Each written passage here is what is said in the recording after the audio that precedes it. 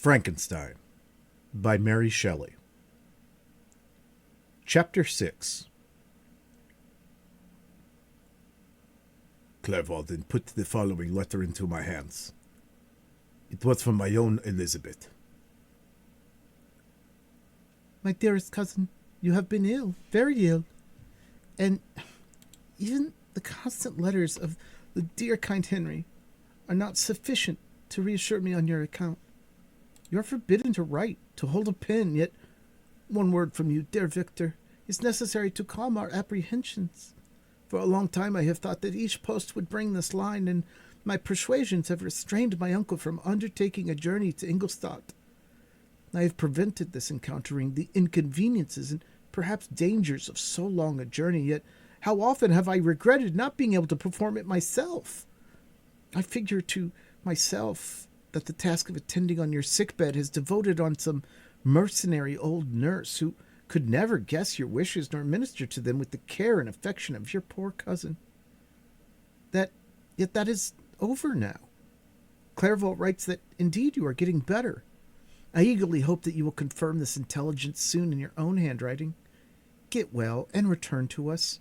You will find a happy, cheerful home and friends who love you dearly. Your father's health is vigorous, and he asks to see you, but to be assured that you are well, and not a care will ever cloud his benevolent countenance. How pleased you would be to remark the improvement of our Ernest.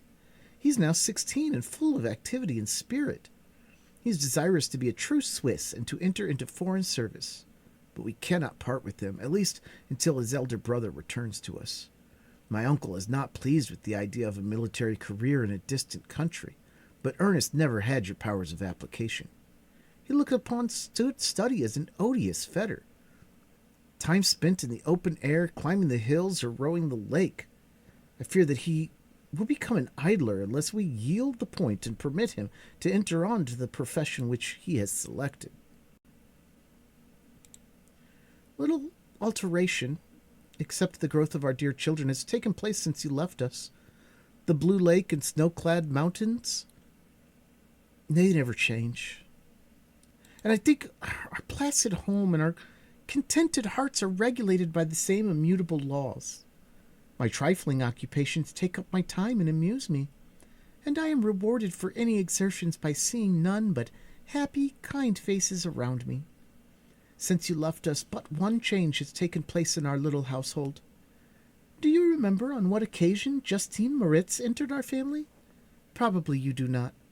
I will relate her history, therefore, in a few words. Madame Moritz, her mother, was a widow with 4 children, of whom Justine was the third. The girl had always been a favorite of her father, but through a strange perversity her mother could not endure her, and after the death of Monsieur Moritz treated her very ill. My aunt observed this, and when Justine was 12 years of age, prevailed on her mother to allow her to live at our house. The republican institutions of our country have produced simpler and happier manners than those which prevail in the great monarchies that surround it. Hence there is less distinction between the several classes of its inhabitants, and the lower orders, being neither so poor nor so despised, their manners are more refined and moral. A servant in Geneva does not mean the same thing as a servant in France and England. Justine, thus received in our family, learned the duties of a servant, a condition which, in our fortunate country, does not include the idea of ignorance and sacrifice of the dignity of a human being. Justine, you may remember, was a great favorite of yours, and I recollect you once remarked that if you were in an ill humor, one glance from Justine could dissipate it, for the same reason that Ariosto gives concerning the beauty of Angelica. She looked so frank-hearted and happy. My aunt conceived a great attachment for her, by which she was induced to give her an education superior to that at which she first intended. This benefit was fully repaid. Justine was the most grateful little creature in the world.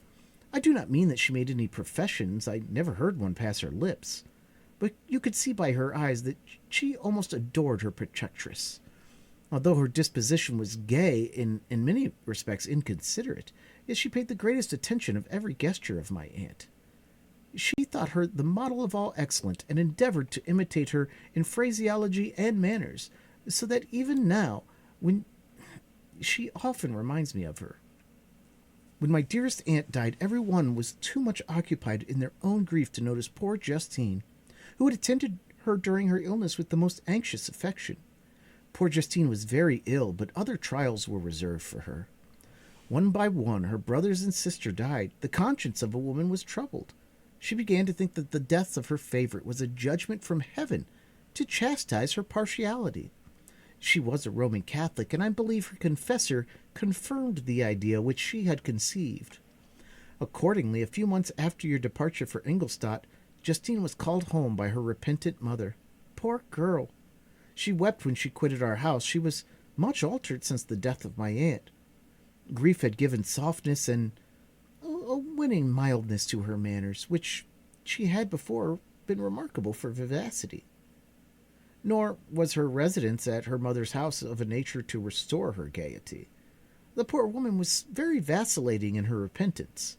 She sometimes begged Justine to forgive her unkindness, but much oftener accused her of having caused the deaths of her brothers and sister.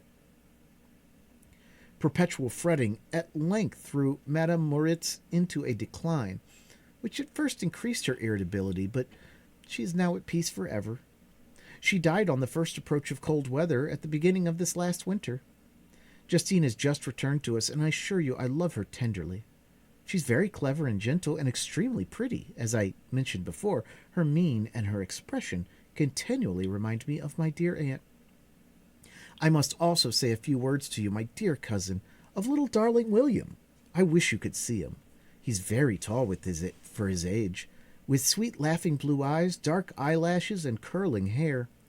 When he smiles, 2 little dimples appear on each cheek, which are rosy with health. He has already had 1 or 2 little wives, but Louisa Byron is his favorite, a pretty little girl of 5 years of age. Now, dear Victor, I dare say you wish to be indulged in a little gossip concerning the good people of Geneva. The pretty Miss Mansfield has already received the congratulatory visits of her approaching marriage with a young Englishman, John Melbourne, Esquire. Her ugly sister Manon married Monsieur Duvillard, the rich banker, last autumn.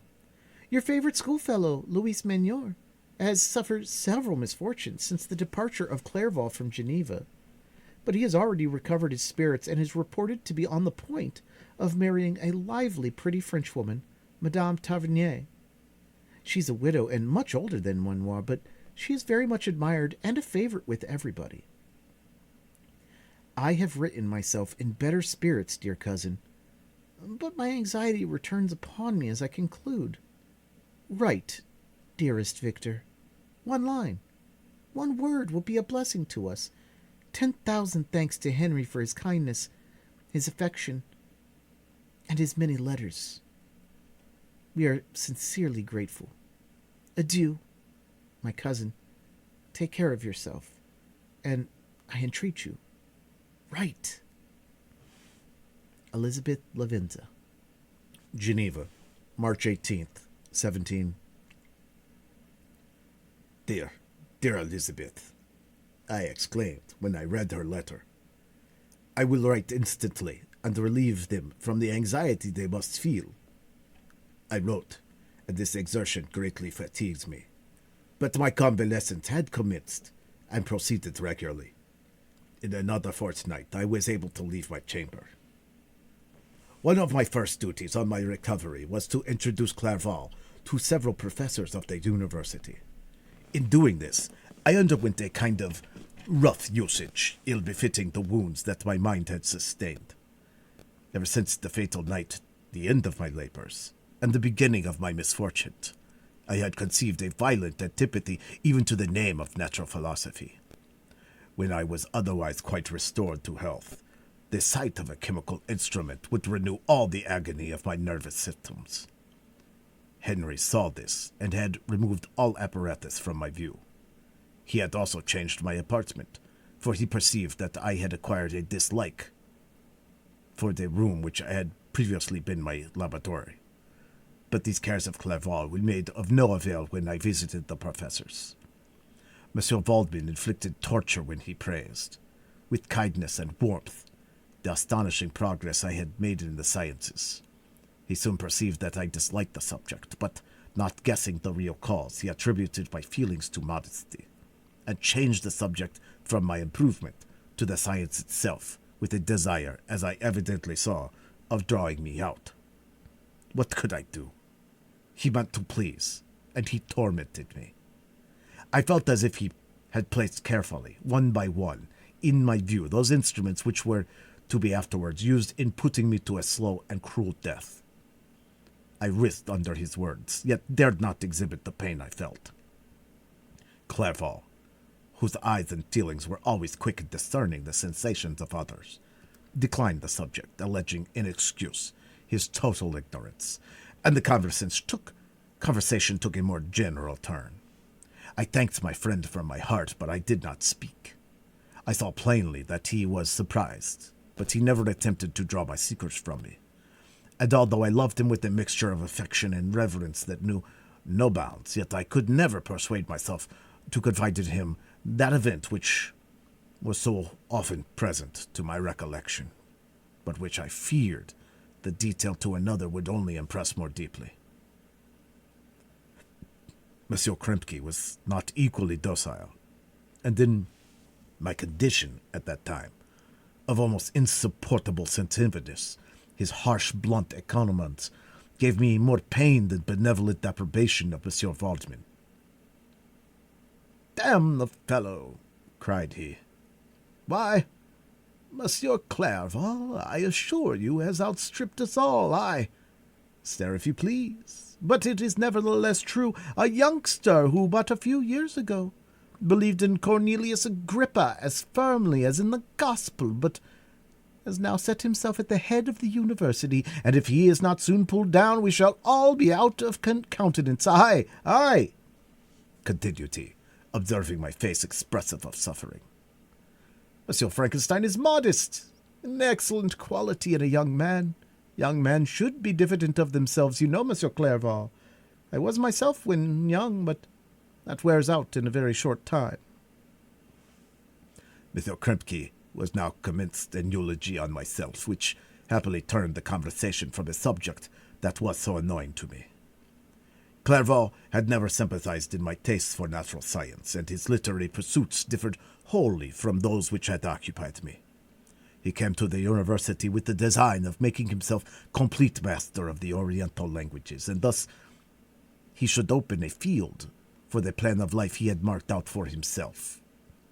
Resolved to pursue no inglorious career, he turned his eyes towards the east, and affording scope for his spirit of enterprise, the Persian, Arabic, and Sanskrit languages engaged his attention, and I was easily induced to enter on the same studies.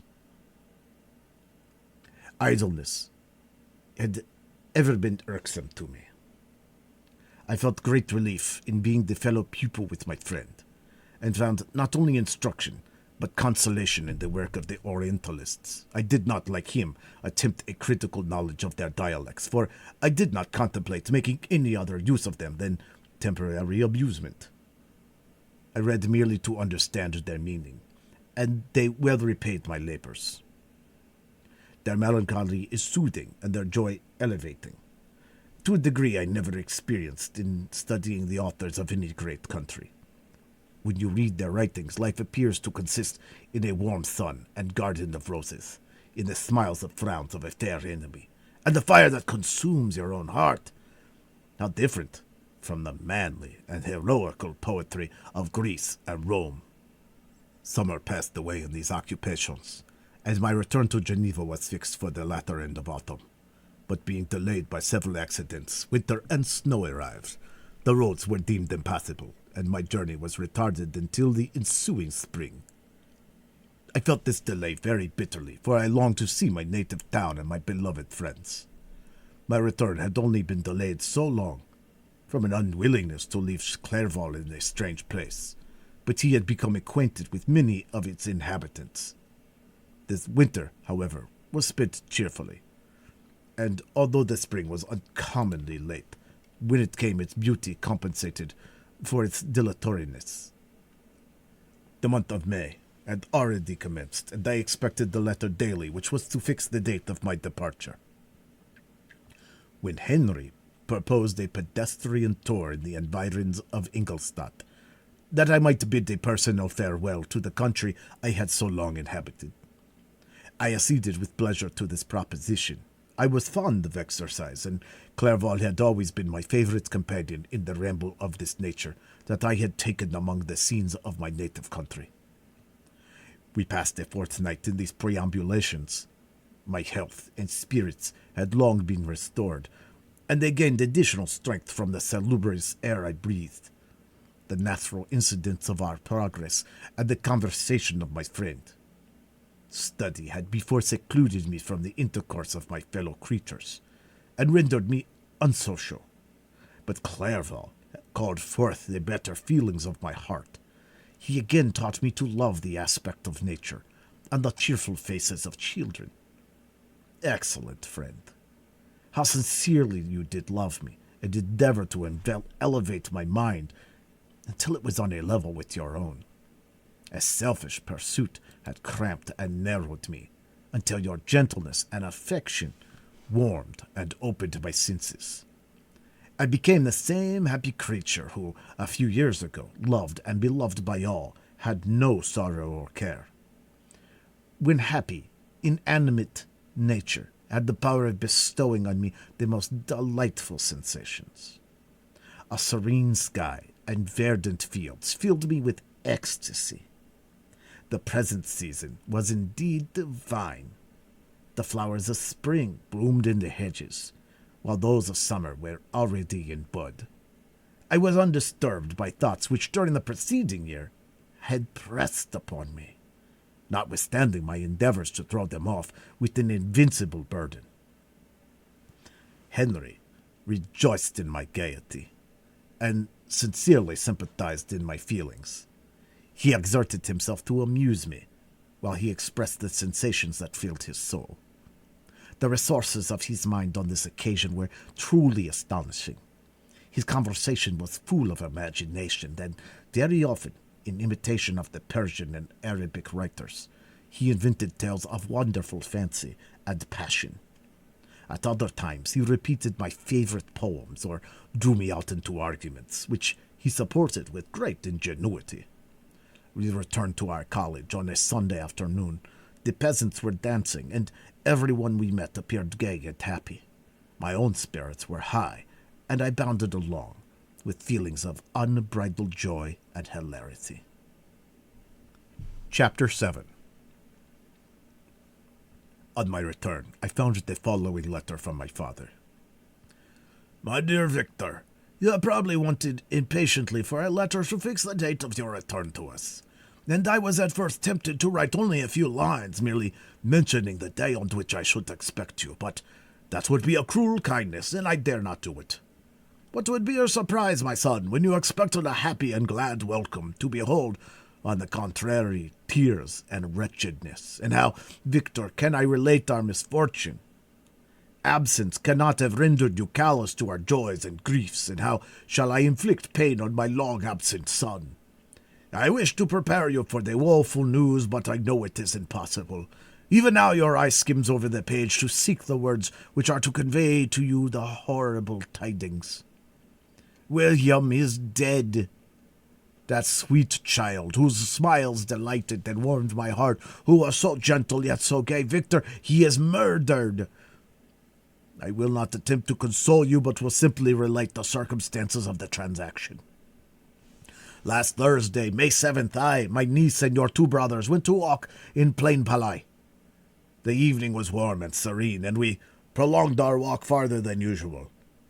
It was already dusk before we thought on returning, and then we discovered that William and Ernest, who had gone on before, were not to be found. We accordingly rested on a seat until they should return. Presently Ernest came and inquired if we had seen his brother. He said that he had been playing with him, and that William has run away to hide himself, and that he vainly sought for him, and afterwards waited for a long time, but that he did not return. This account rather alarmed us, and we continued to search for him until night fell, when Elizabeth conjectured that he might have returned to the house. He was not there. We returned again with torches, for I could not rest when I thought that my sweet boy had lost himself and was exposed to all the damps and dews of night. Elizabeth also suffered extreme anguish. At about 5 in the morning, I discovered my lovely boy, whom the night before I had seen blooming and active in health, stretched on the grass, livid and motionless. The print of the murderer's finger was on his neck. He was conveyed home, and the anguish that was visible in my countenance betrayed the secret to Elizabeth. She was very earnest to see the corpse. At first I attempted to prevent her, but she persisted and entered in the room where it lay, hastily examined the neck of the victim, and clasping her hands exclaimed, "Oh God, I have murdered my darling child!" She fainted, and was restored with extreme difficulty. When she again lived, it was only to weep and sigh. She told me that same evening William had teased her to let him wear a very valuable miniature that she possessed of your mother. This picture is gone, and was doubtless the temptation which urged the murderer to the deed. We have no traces of him at present, although our exertions to discover him are unremitted, but they will not restore my beloved William. Come, dearest Victor, you alone can console Elizabeth. She weeps continually and accuses herself unjustly as the cause of his death. Her words pierce my heart. We are all unhappy, but will not that be an additional motive for you, my son, to return and be our comforter? Your dear mother, alas, Victor, I now say, thank God she did not live to witness the cruel, miserable death of her youngest darling.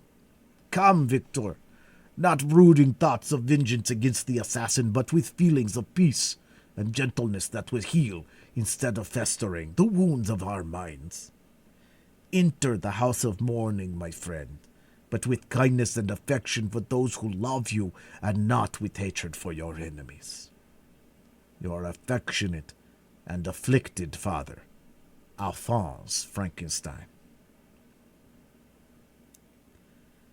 Geneva, May 12th, 17.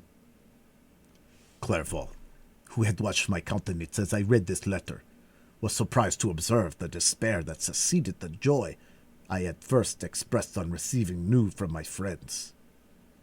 I threw the letter on the table and covered my face with my hands. "My dear Frankenstein," exclaimed Henry, when he perceived me weep with bitterness, "are you always to be unhappy?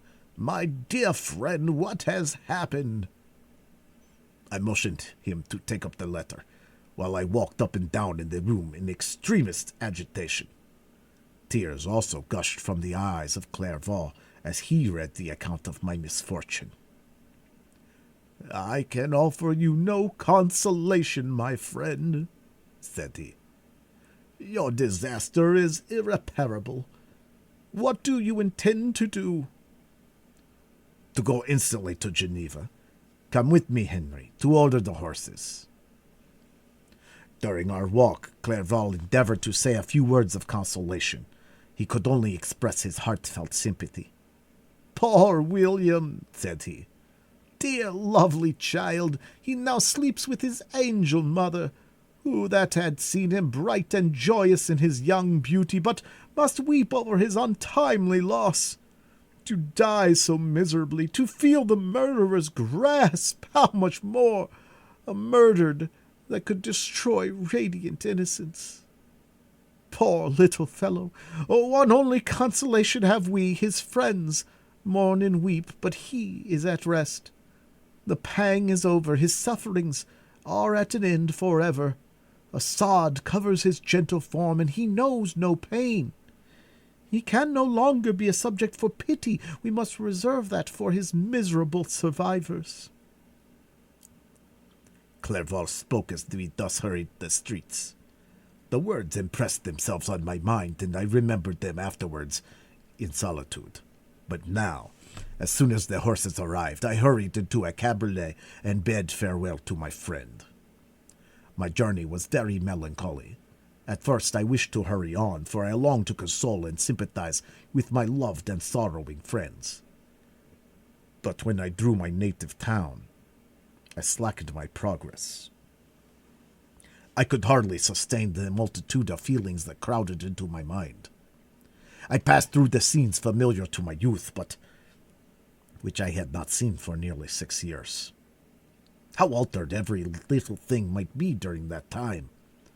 One sudden and desolating change had taken place, but 1,000 little circumstances might have, by degrees, worked other alterations, which, although they were done more tranquilly, might not be the less decisive. Fear overcame me. I dared no advance, dreading 1,000 nameless evils that made me tremble, although I was unable to define them. I remained 2 days at Lausanne, in this painful state of mind. I contemplated the lake. The waters were placid. All around was calm, and the snowy mountains, the palaces of nature, were not changed. By degrees, the calm and heavenly scene restored me, and I continued my journey towards Geneva. The road ran by the side of the lake, which became narrower as I approached my native town. I discovered more distinctly the black sides of Jura and the bright summit of Mont Blanc. I wept like a child. Dear mountains, my own beautiful lake, how do you become your wanderer? Your summits are clear, the sky and lake are blue and placid. Is this to prognosticate peace, or to mock at my unhappiness? I fear, my friend, that I shall render myself tedious by dwelling on these preliminary circumstances, but they were days of comparative happiness, and I think of them with pleasure. My country, my beloved country, but who but a native can tell the delight I took in again beholding thy streams, thy mountains, and more than all, thy lovely lake. Yet as I drew nearer home, grief and fear again overcame me. Night also closed around, and when I could hardly see the dark mountains, I felt still more gloomily.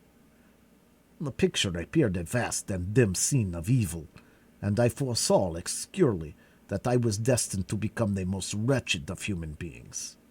Alas, I prophesied truly, and failed only in one single circumstance, that in all the misery I imagined and dreaded, I did not conceive the 100th part of the anguish I was destined to endure. It was completely dark when I arrived in the environs of Geneva. The gates of the town were already shut, and I was obliged to pass the night at Secron, a village at the distance of half a league from the city. The sky was serene, and as I was unable to rest, I resolved to visit the spot where my poor William had been murdered. As I could not pass through the town, I was obliged to cross the lake in a boat to arrive at Plainpalais.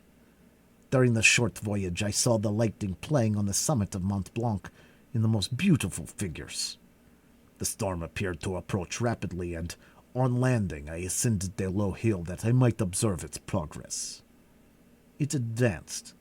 The heavens were clouded, and I soon felt the rain coming slowly in large drops, but its violence quickly increased.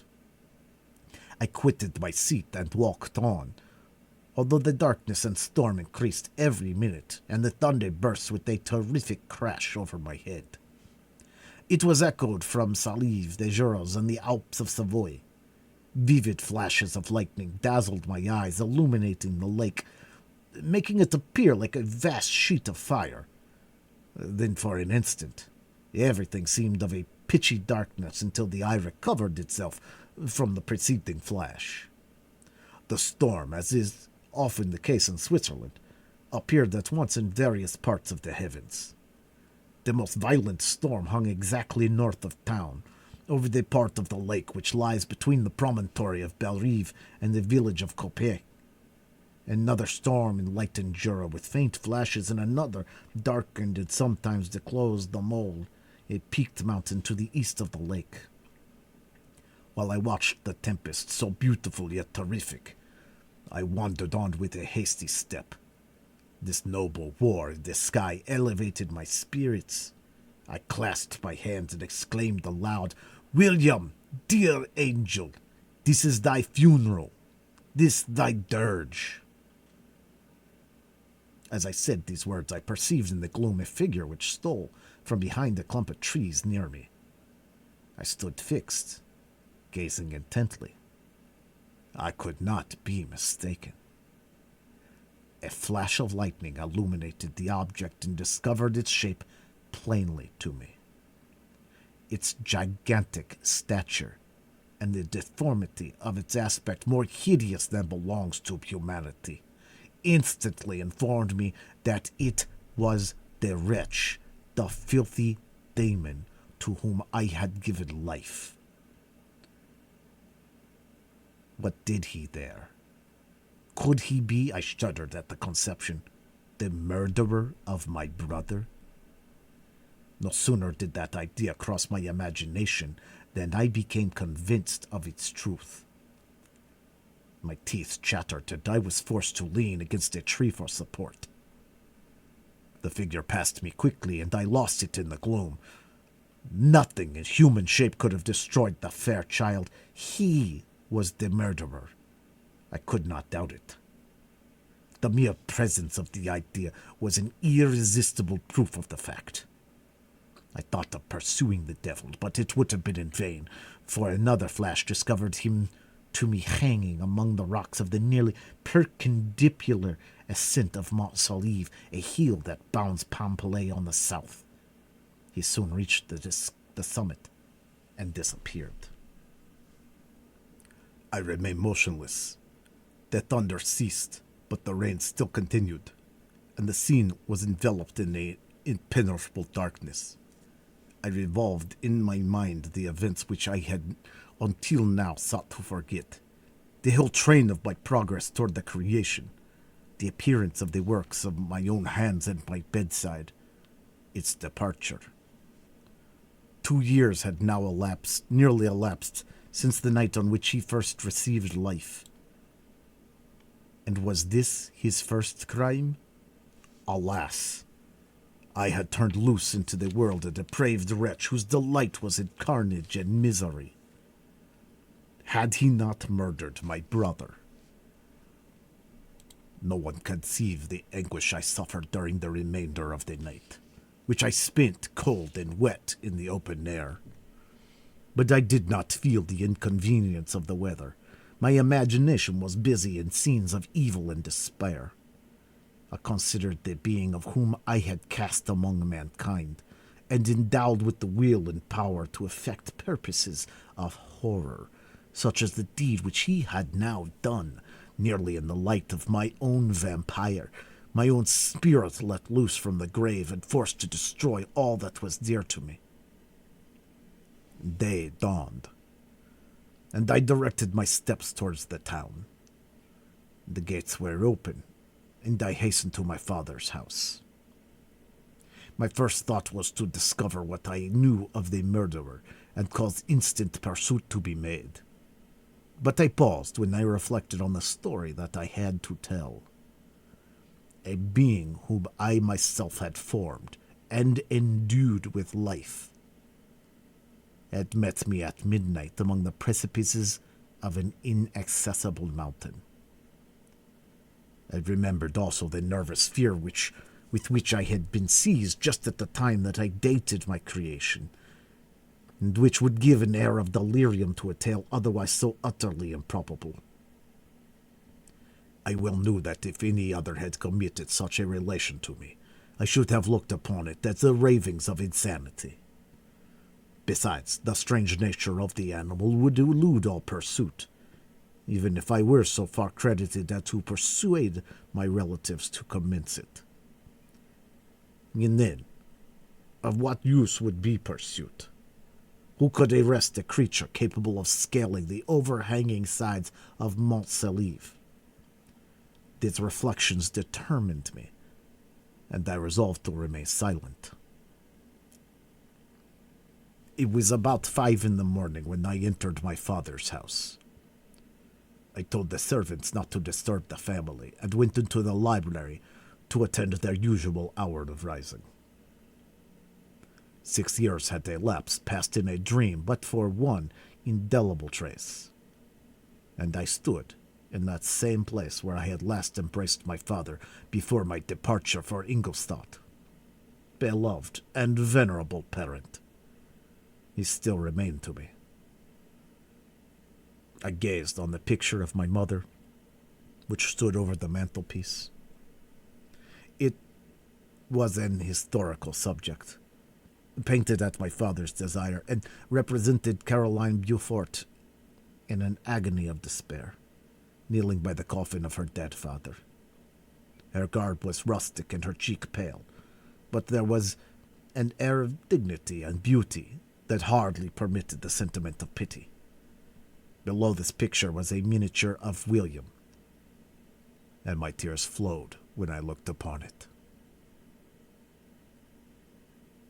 While I was thus engaged, Ernest entered. He had heard me arrive and hastened to welcome me. "Welcome, dearest Victor," said he. "Ah, I wish you had come 3 months ago, and then you would have found us all joyous and delighted.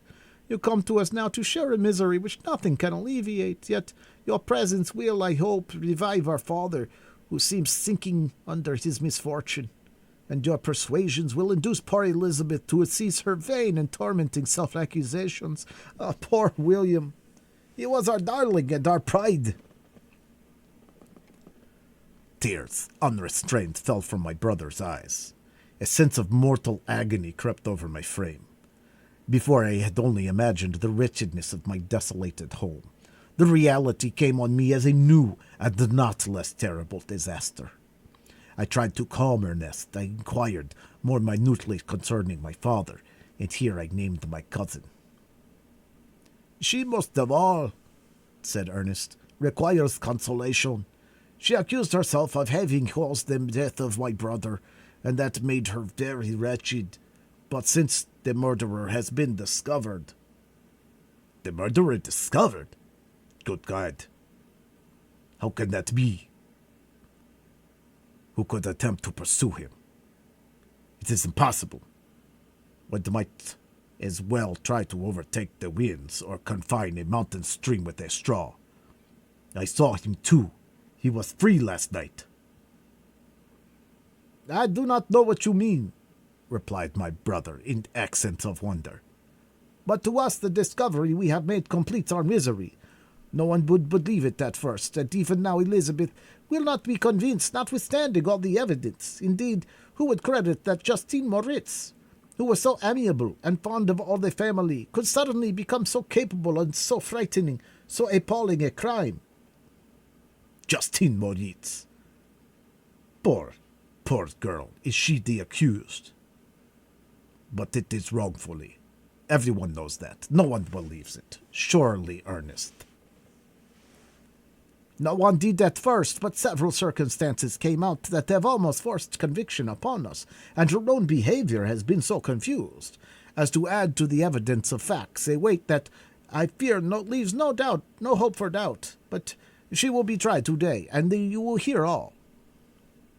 He then related that the morning on which the murder of poor William had been discovered, Justine had been taken ill and confined to her bed for several days.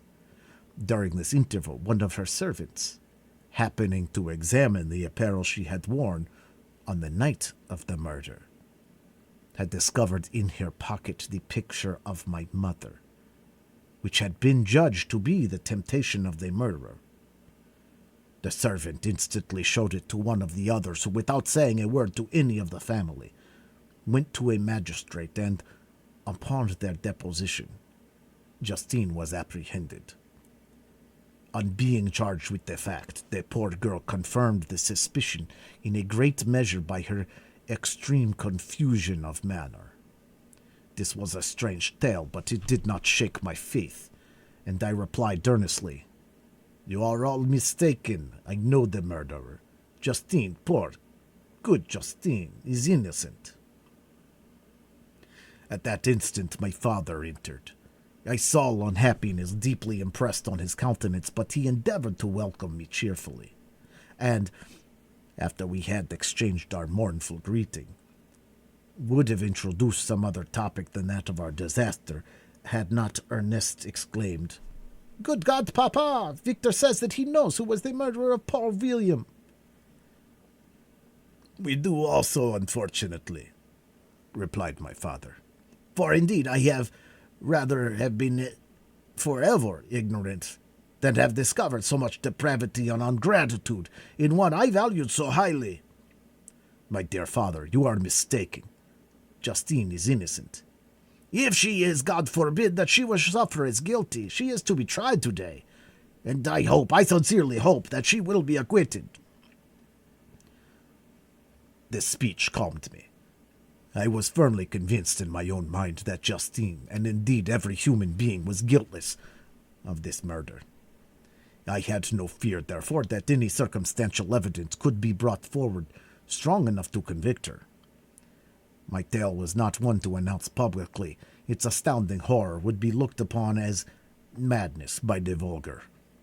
Did anyone indeed exist except I, the Creator, who would believe, unless his senses convinced him, in the existence of the living monument of presumption and rash ignorance which I had let loose upon the world?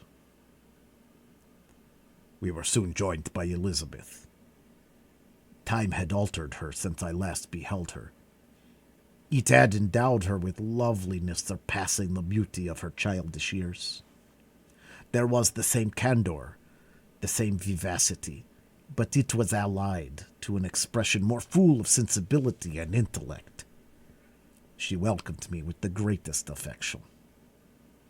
"Your arrival, my dear cousin," said she, "fills me with hope. You perhaps will find some means to justify my poor guiltless Justine.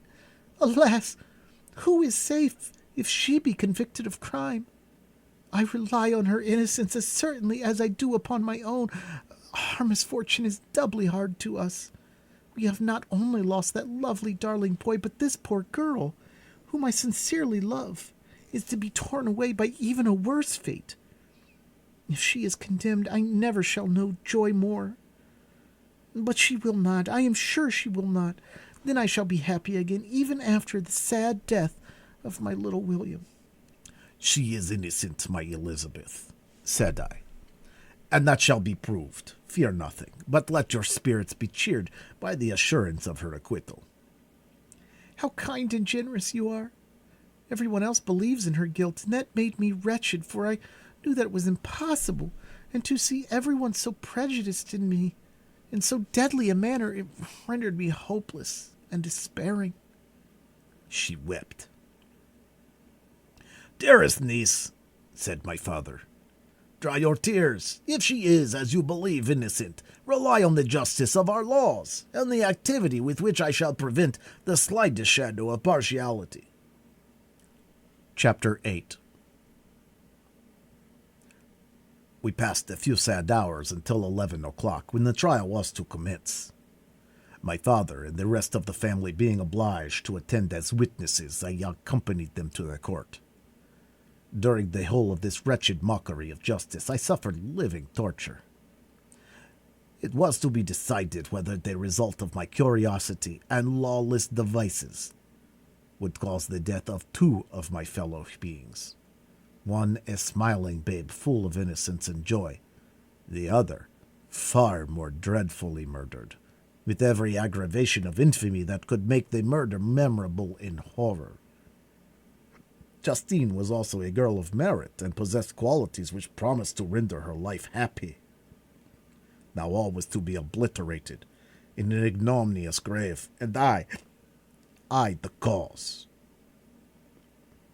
1,000 times rather would I have confessed myself guilty of the crime ascribed to Justine, but I was absent when it was committed, and such a declaration would have been considered as the ravings of a madman, and would not have exculpated her who suffered through me.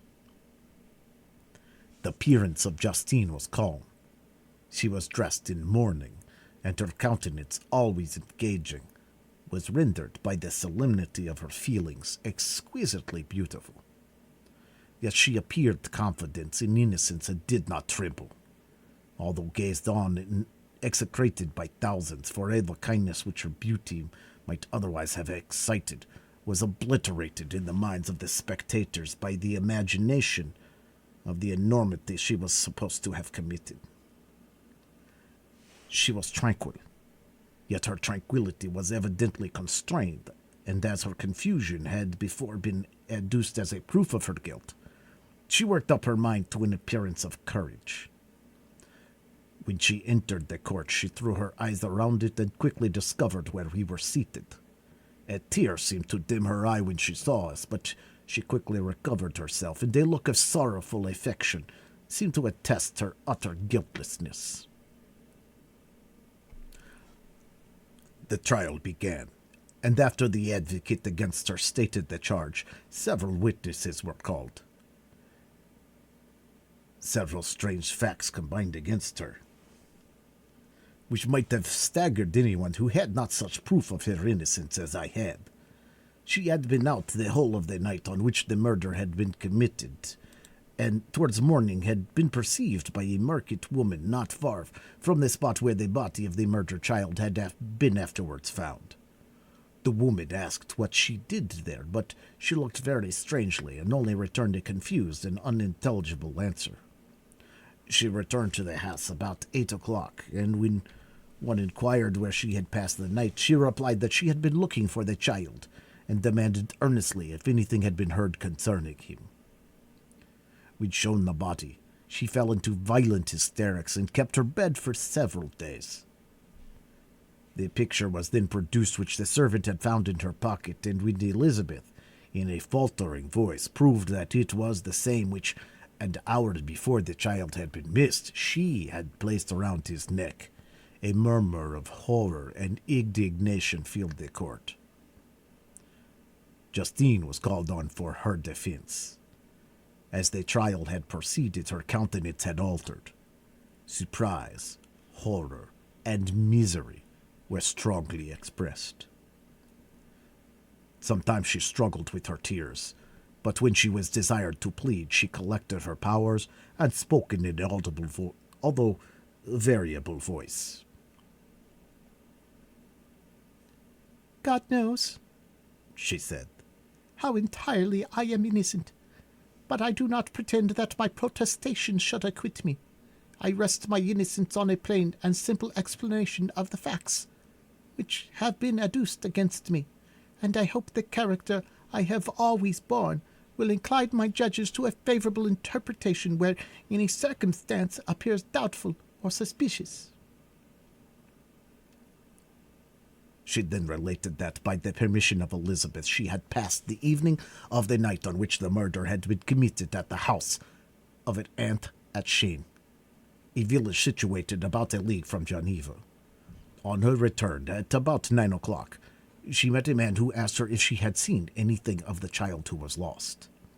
She was alarmed by this account and passed several hours in looking for him, when the gates of Geneva were shut, and she was forced to remain several hours of the night in a barn belonging to a cottage, being unwilling to call up the inhabitants, to whom she was well known. Most of the night she spent here watching. Towards morning she believed that she slept for a few minutes. Some steps disturbed her, and she awoke. It was dawn, and she quitted her asylum, that she might again endeavor to find my brother.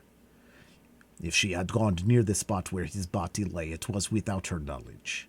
That she had been bewildered when questioned by the market woman was not surprising, since she had passed a sleepless night, and the fate of poor William was yet uncertain. Concerning the picture she could give no account. I know, continued the unhappy victim, how heavily and fatally this one circumstance weighs against me, but I have no power of explaining it, and when I have expressed my utter ignorance, I am only left to conjecture concerning the probabilities by which it might have been placed in my pocket. But here I am also checked. I believe that I have no enemy on earth, and none surely would have been so wicked as to destroy me wantonly. Did the murderer place it there? I know of no opportunity afforded him for so doing, or if I had, why should he have stolen the jewel, to part with it again so soon? I commit my cause to the justice of my judges, yet I see no room for hope. I beg permission to have a few witnesses examined concerning my character, and if their testimony shall not overweigh my supposed guilt, I must be condemned, although I would pledge my salvation on my innocence."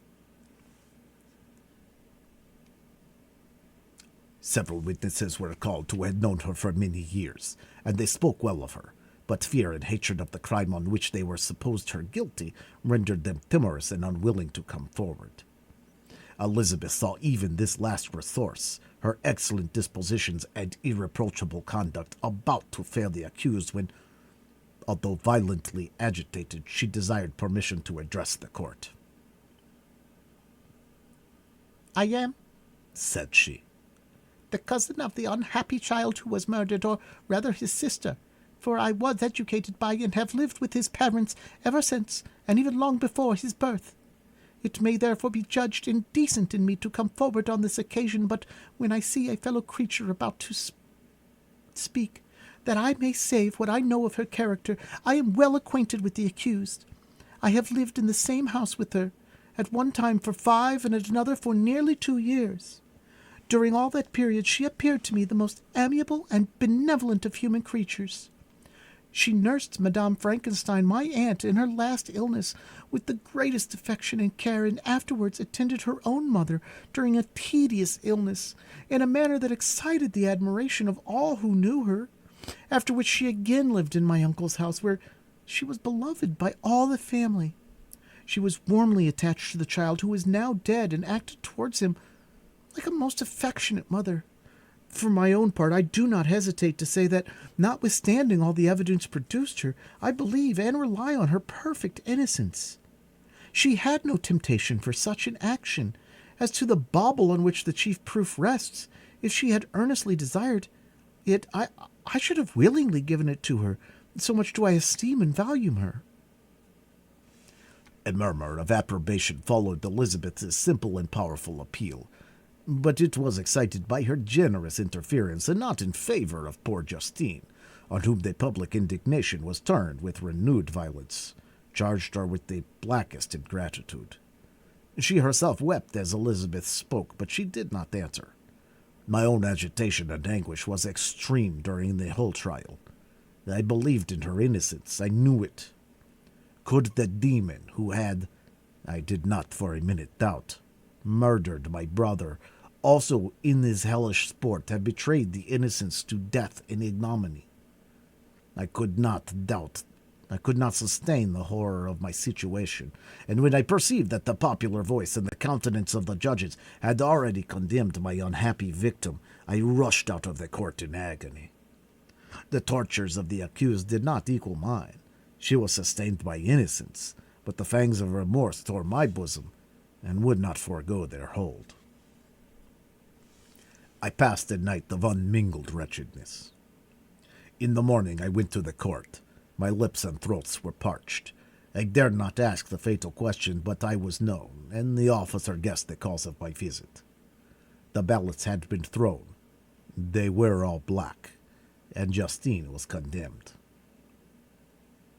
I cannot pretend to describe what I then felt. I had before experienced sensations of horror, and I have endeavored to bestow upon them adequate expressions, but words cannot convey an idea of the heart-sickening despair that I then endured. The person to whom I addressed myself added that Justine had already confessed her guilt.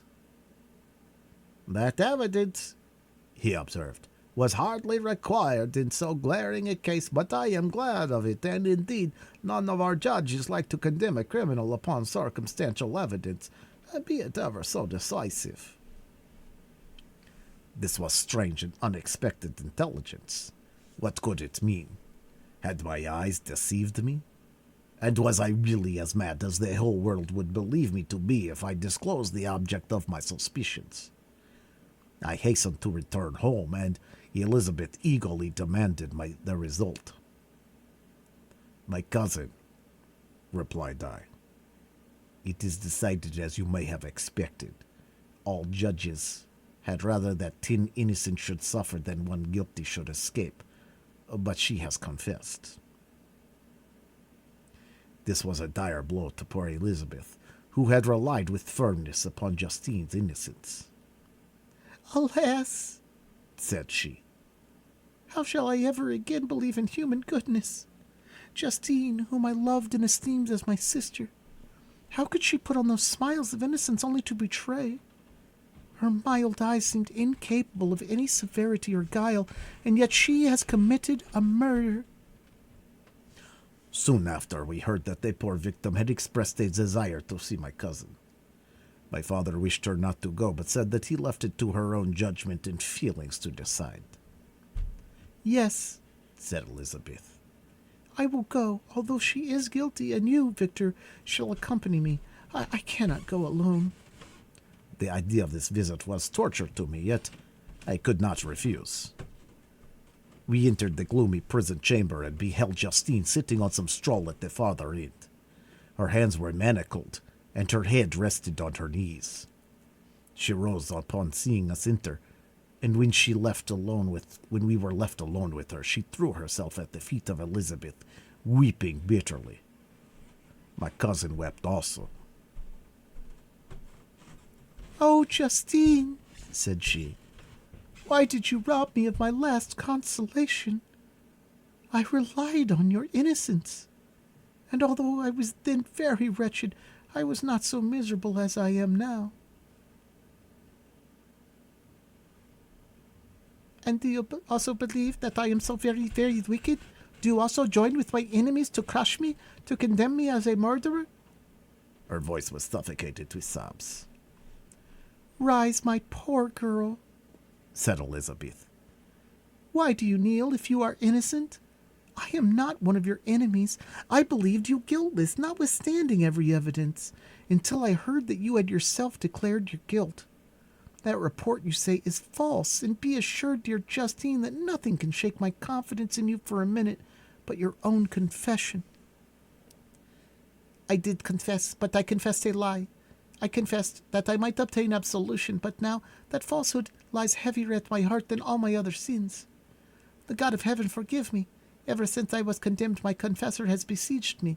He threatened and menaced until I almost began to think that I was the monster that he said I was. He threatened excommunication and hellfire in my last moments if I continued obdurate. Dear lady, I had none to support me. All looked on me as a wretch doomed to ignominy and perdition. What could I do? In an evil hour I subscribed to a lie, and now only I truly miserable." She paused, weeping, and then continued. "I thought with horror, my sweet lady, that you should believe your Justine, whom your blessed aunt had so highly honored, and whom you loved, was a creature capable of a crime which none but the devil himself could have perpetrated. Dear William, dearest blessed child, I soon shall see you again in heaven, where we shall all be happy, and that consoles me, going as I am to suffer ignominy and death." "Oh, Justine, forgive me for having for one moment distrusted you. Why did you confess? But do not mourn, dear girl, do not fear. I will proclaim. I will prove your innocence. I will melt the stony hearts of your enemies by my tears and prayers. You shall not die, you, my playfellow, my companion, my sister. Perish on the scaffold? No, no. I never could survive so horrible a misfortune." Justine shook her head mournfully. "I do not fear to die," she said. "That pang is past. God raises my weakness and gives me courage to endure the worst. I leave a sad and bitter world, and if you remind me and think of me as one unjustly condemned, I am resigned to the fate awaiting me. Learn from me, my dear lady, to submit in patience to the will of heaven." During the conversation, I had retired to a corner of the prison room where I could conceal the horrid anguish that possessed me. Despair! Who dared talk of that? The poor victim, whom on the morrow was to pass the awful boundary between life and death, felt not, as I did, such deep and bitter agony. I gnashed my teeth and ground them together, uttering a groan that came from my inmost soul. Justine started. When she saw who it was, she approached me and said, "Dear sir, You are very kind to visit me. You, I hope, do not believe that I am guilty. I could not answer. No, Justine, said Elizabeth. He is more convinced of your innocence than I was, for even when he heard that you had confessed, he did not credit it. I truly thank him. In these last moments I feel the sincerest gratitude towards those who think of me with kindness. How sweet it is the affection of others to such a wretch as I am. It removes more than half my misfortune, and I feel as if I could die in peace now that my innocence is acknowledged by you, dear lady, and your cousin. Thus the poor sufferer tried to comfort others and herself. She indeed gained the resignation she desired. But I, the true murderer, felt the never-dying worm alive in my bosom, which allowed of no hope or consolation. Elizabeth also wept and was unhappy, but hers was the misery of innocence, which, like a cloud that passes over the fair moon, for a while hides, but cannot tarnish its brightness. Anguish and despair had penetrated into the core of my heart. It bore a hell within me which nothing could extinguish. We stayed several hours with Justine, and it was with great difficulty that Elizabeth could tear herself away. I wish, cried she, that I were to die with you. I cannot live in this world of misery. Justine assumed an air of cheerfulness, while she with difficulty repressed her bitter tears. She embraced Elizabeth and said in a voice of half-suppressed emotion, Farewell, sweet lady, dearest Elizabeth, my beloved and only friend. May heaven in its bounty bless and preserve you. May this be the last misfortune that you will ever suffer. Live, and be happy, and make others so. And on the morrow, Justine died. Elizabeth's heart-rending eloquence failed to move the judges from their settled conviction in the criminality of the saintly sufferer. My passionate and indignant appeals were lost upon them, and when I received their cold answers and heard the harsh, unfeeling reasoning of these men, my purposed avowal died away on my lips. Thus I might proclaim myself a madman, but not revoke the sentence passed upon my wretched victim. She perished on the scaffold as a murderess. From the tortures of my own heart, I turned to contemplate the deep and voiceless grief of my Elizabeth. This also was my doing, and my father's woe, and the desolation of that late so smiling home, all was the work of my thrice accursed hands. Ye weep, unhappy ones, but these are not your last tears. Again shall you raise the funeral wail, and the sound of your lamentation shall again and again be heard. Frankenstein, your son, your kinsman, your early, much-loved friend, he who would spend each vital drop of blood for your sakes, who has no thought nor sense of joy except as it is mirrored also in your deep countenances, who would fill the air with blessings and spend his life in serving you, he bids you weep, to shed countless tears. Happy beyond his hopes, if thus inexorable fate be satisfied, and if the destruction falls before the peace of the grave have succeeded to your sad torments. Thus spoke my prophetic soul, and, as torn by remorse, horror, and despair, I beheld those I loved spend vain sorrow upon the graves of William and Justine, the first hapless victims to my unhallowed arts. Chapter 9.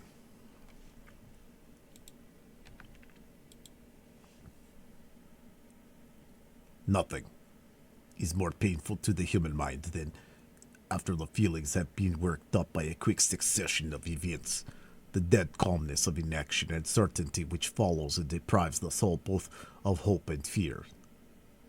Justine died. She rested, and I was alive. The blood flowed freely in my veins, but a weight of despair and remorse pressed on my heart which nothing could remove. Sleep fled from my eyes. I wandered like an evil spirit, for I had committed deeds of mischief, beyond description horrible, and more, much more, I persuaded myself, was yet behind. Yet my heart overflowed with kindness and the love of virtue. I had begun life with benevolent intentions and thirsted for the moment when I should put them in practice and make myself useful to my fellow beings. Now, all was blasted. Instead of that serenity of conscience which allowed me to look back upon the past with self-satisfaction, and from thence to gather promise of new hopes, I was seized by a remorse and the sense of guilt, which hurried me away to a hell of intense torture such as no language can describe. This state of mind preyed upon my health, which had perhaps never entirely recovered from the first shock it had sustained. I shunned the face of man. All sound of joy or complacency was torture to me. Solitude was my only consolation, deep, dark, death-like solitude. My father observed with pain the altercation perceptible in my disposition and habits, and endeavored, by arguments deduced from the feelings of his serene conscience and guiltless life, to inspire me with fortitude and awaken in me the courage to dispel the dark cloud which brooded over me. "Do you think, Victor," said he, "that I do not suffer also? No one could love a child more than I loved your brother." Tears came into his eyes as he spoke. "But it is not a duty to the survivors that we should refrain from augmenting their unhappiness by an appearance of immoderate grief. It is also a duty owed to yourself, for excessive sorrow prevents improvement or enjoyment, or even the discharge of daily uselessness, without which no man is fit for society." This advice, although good, was totally inapplicable in my case. I should have been the first to hide my grief and console my friends if remorse had not mingled its bitterness, and terror its alarm, with my other sensations. Now I could only answer my father with a look of despair, and endeavor to hide myself from his view. About this time we retired to our house at Bellerive. This change was particularly agreeable to me. The shutting of the gates regularly at 10 o'clock, and the impossibility of remaining on the lake after that hour, had rendered our residence within the walls of Geneva very irksome to me. I was now free. Often, after the rest of the family had retired for the night, I took the boat and passed many hours upon the water. Sometimes, with my sails set, I was carried by the wind, and sometimes, after rowing into the middle of the lake, I left the boat to pursue its own course, and gave way to my own miserable reflections. I was often tempted, when all was at peace around me, and I the only unquiet thing that wandered restless in a scene so beautiful and heavenly, if I except some bats or the frogs, whose harsh and interrupted croaking was heard only when I approached the shore, often, I say, I was tempted to plunge into the silent lake, that the waters might close over me and my calamites forever. But I was restrained when I thought of the heroic and suffering Elizabeth, whom I tenderly loved, and whose existence was bound up in mine. I thought also of my father and surviving brother. Should I, by my base desertion, leave them exposed and unprotected to the malice of the fiend whom I had let loose among them? At these moments I wept bitterly and wished that peace would revisit my mind, only that I might afford them consolation and happiness. But that could not be. Remorse extinguished every hope. I had been the author of unalterable evils, and I lived in daily fear lest the monster whom I created should perpetuate some new wickedness. I had an obscure feeling that all was not over, and that he would still commit some signal crime, which by its enormity should almost efface the recollection of the past. There was always scope for fear so long as anything I loved remained behind. My abhorrence of this fiend cannot be conceived. When I thought of him, I gnashed my teeth, my eyes became inflamed, and I ardently wished to extinguish that life which I had so thoughtlessly bestowed. When I reflected on his crimes and malice, my hatred and revenge burst all bounds of moderation. I would have made a pilgrimage to the highest peak of the Andes, could I, when there, have precipitated him to their base. I wished to see him again, that I might wreak the utmost extent of abhorrence on his head, and avenge the deaths of William and Justine. Our house was the house of mourning. My father's health was deeply shaken by the horror of the recent events. Elizabeth was sad and desponding. She no longer took delight in her ordinary occupations. All pleasure seemed to her sacrilege towards the dead. Eternal woe and tears she then thought was the just tribute she should pay to innocence so blasted and destroyed. She was no longer that happy creature who in my earlier youth wandered with me on the banks of the lake and talked with ecstasy of our future prospects. The first of those sorrows which are sent to wean us from the earth had visited her, and its dimming influence quenched her dearest smiles. "When I reflect, my dear cousin," said she, "on the miserable death of Justine Moritz, I no longer see the world and its works as they appeared to me. Before I looked upon the accounts of vice and injustice that I read in books or heard from others as tales of ancient days or imaginary evils. At least they were remote and more familiar to reason than to the imagination. But now misery has come home, and men appear to me as monsters thirsting for each other's blood, yet I am certainly unjust. Everybody believed that poor girl to be guilty, and if she could have committed the crime for which she suffered, assuredly she would have been the most depraved of human creatures. For the sake of a few jewels, to have murdered the son of her benefactor and friend, a child whom she had nursed from its birth and appeared to love as if it had been her own. I could not consent to the death of any human being, but certainly I should have thought that such a creature unfit to remain in the society of men. But she was innocent. I feel she was innocent. You are of the same opinion, and that confirms me. Alas! Victor, when falsehood can look so like the truth, who can assure themselves of certain happiness? I feel as if I was walking on the edge of a precipice towards which thousands were crowding and endeavoring to plunge me into the abyss. William and Justine were assassinated, and the murderer escapes. He walks around the world free, perhaps respected.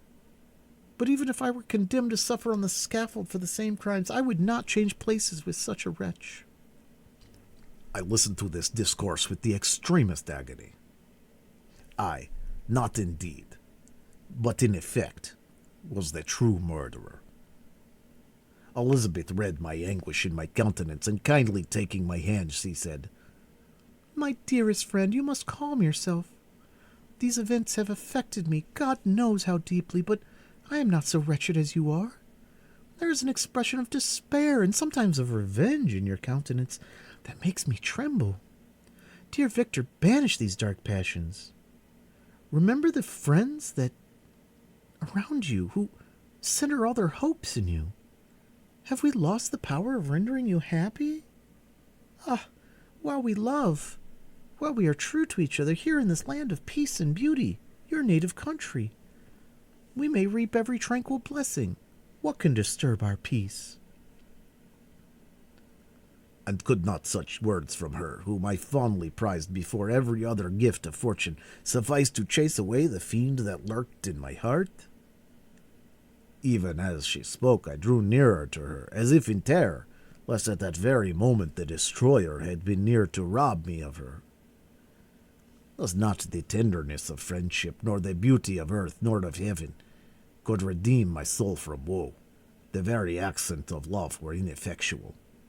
I was encompassed by a cloud which no beneficial influence could penetrate. The wounded deer dragging its fainting limbs to some untrodden brake, there to gaze upon the arrow which had pierced it, and to die was but a type of me.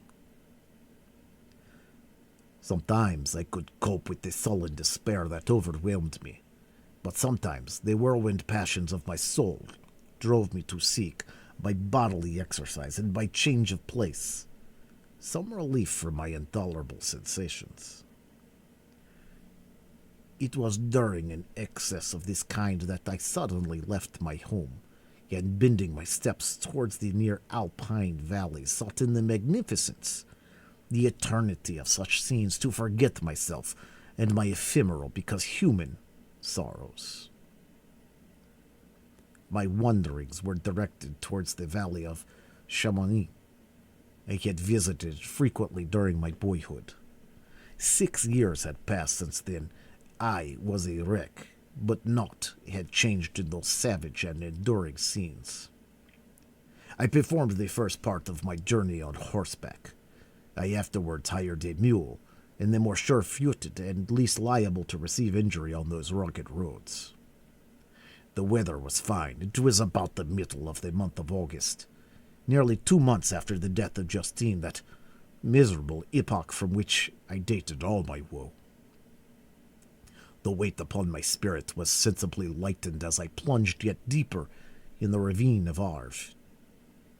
The immense mountains and precipices which hung over me on every side, the sound of the river raging among the rocks, and the dashing of the waterfalls around spoke of a power mighty as omnipotence, and I ceased to fear, or to bend before any being less almighty than that which had created and ruled the elements, here displayed in their most terrific guise. Still, as I ascended higher, the valley assumed a more magnificent and astonishing character.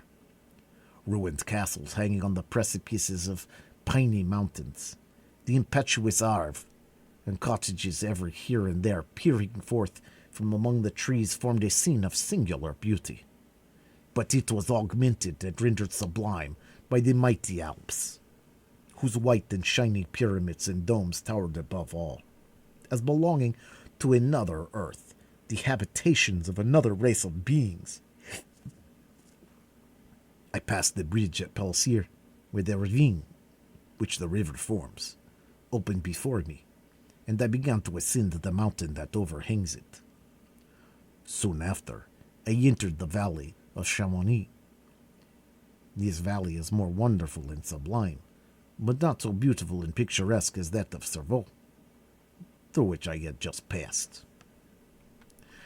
The high and snowy mountains were its immediate boundaries, but I saw no more ruined castles and fertile fields. Immense glaciers approached the road. I heard the rumbling thunder of the falling avalanche and marked the smoke of its passage. Mont Blanc, the supreme and magnificent Mont Blanc, raised itself from the surrounding aiguilles, and its tremendous dome overlooked the valley. A tingling, long-lost sense of pleasure often came across me during this journey. Some turn in the road, some new object suddenly perceived and recognized, reminded me of days gone by and were associated with the light-hearted gaiety of boyhood. The very winds whispered in soothing accents, and maternal nature bade me weep no more.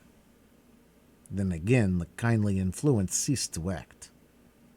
I found myself fettered again to grief and indulging in all the misery of reflection. Then I spurred on my animals, striving so to forget the world, my fears, and more than all, myself.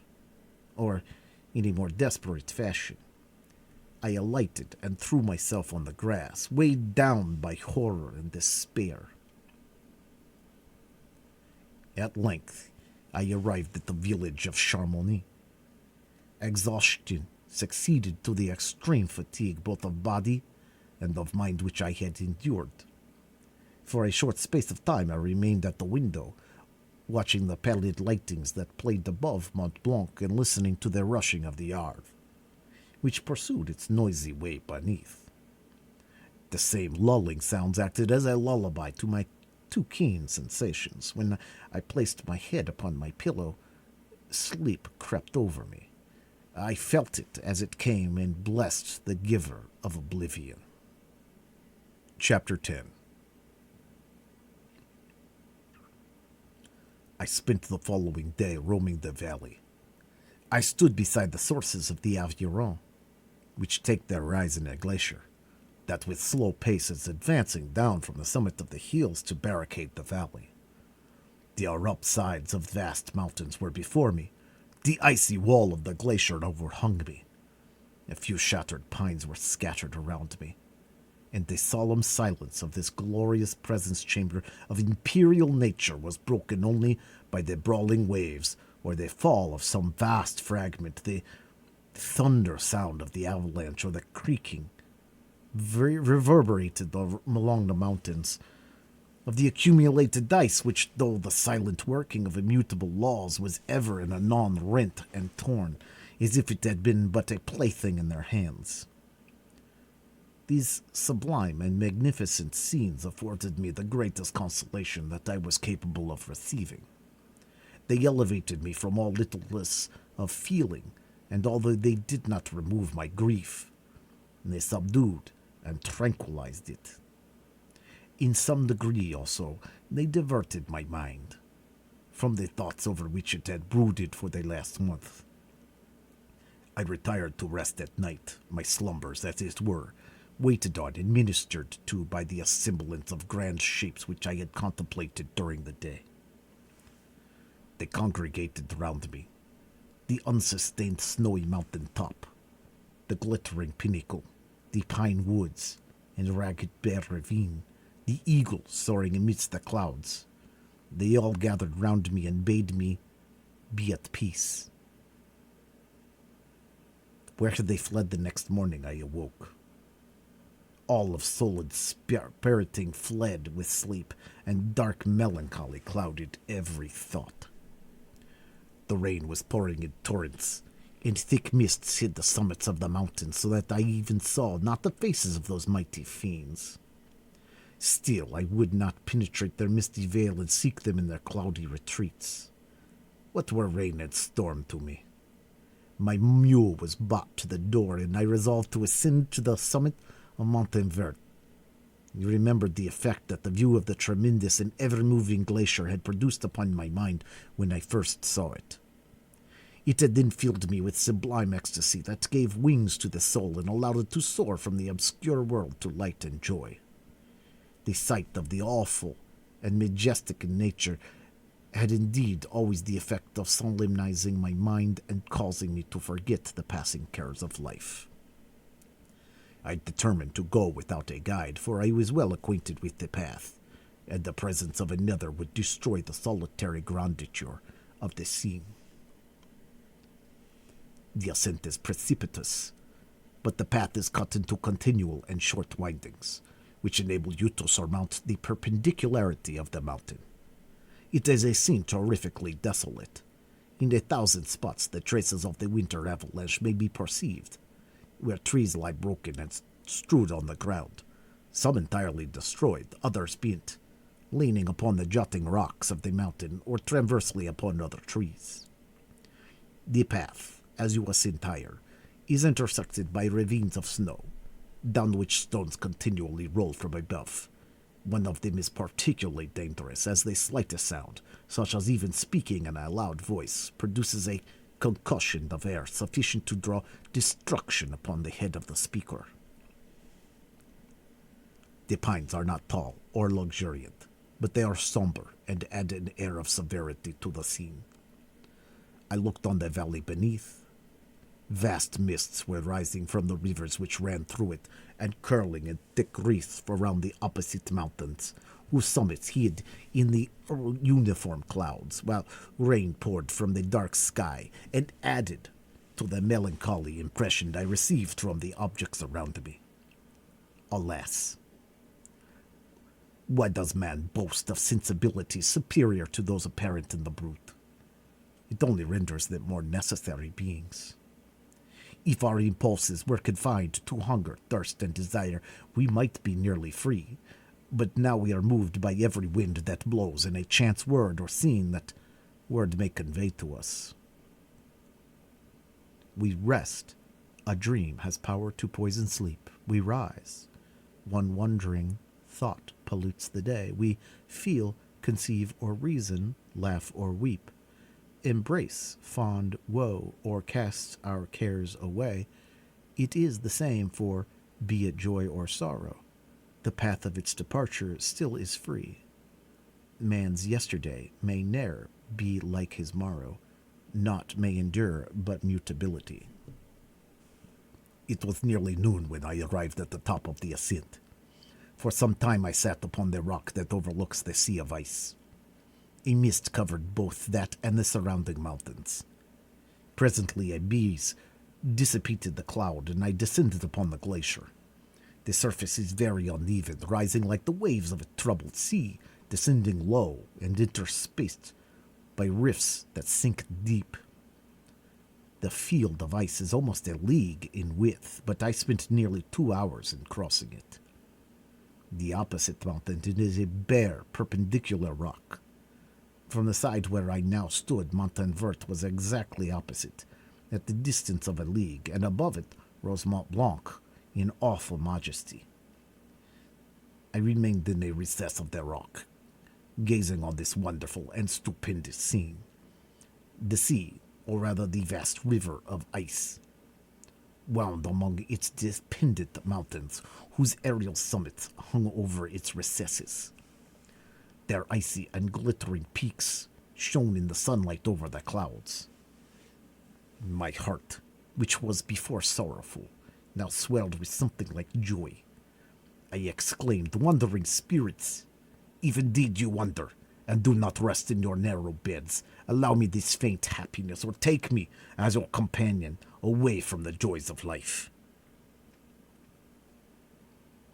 As I said this, I suddenly beheld the figure of a man, at some distance, advancing towards me with superhuman speed.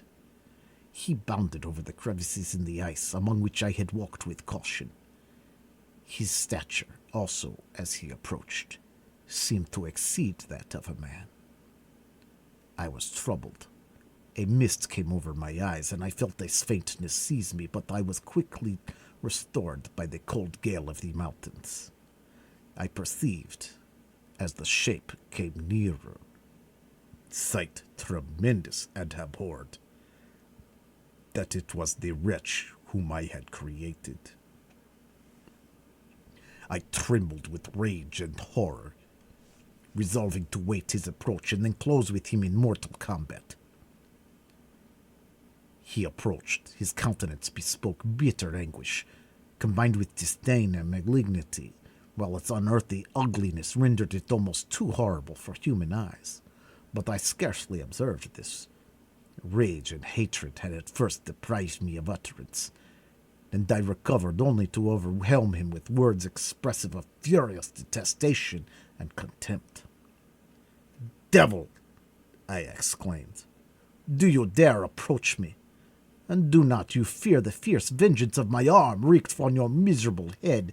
Begone, vile insect!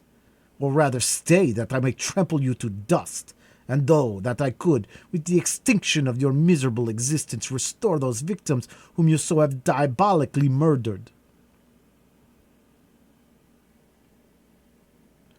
"I expected this reception," said the demon. "All men hate the wretched.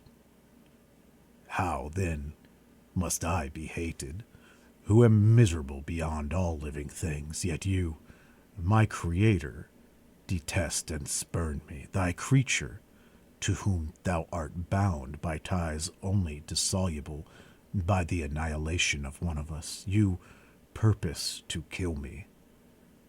How dare you sport thus with life? Do your duty towards me, and I will do mine towards you and the rest of mankind. If you will comply with my conditions, I will leave them and you at peace.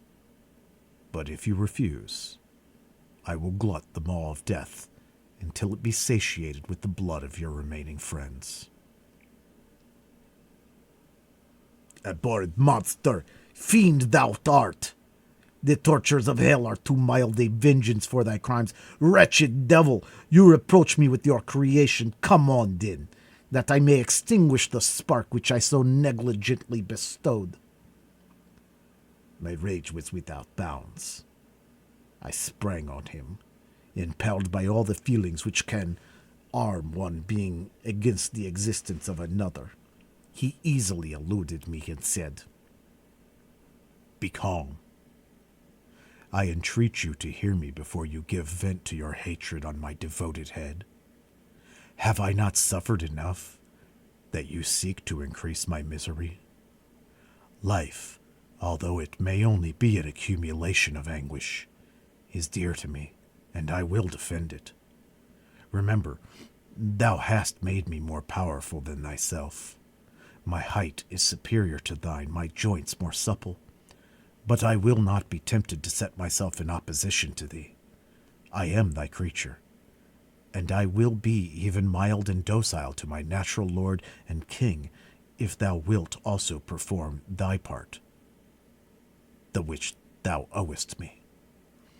O Frankenstein, be not equitable to every other, and trample upon me alone, to whom thy justice and even thy clemency and affection is most due.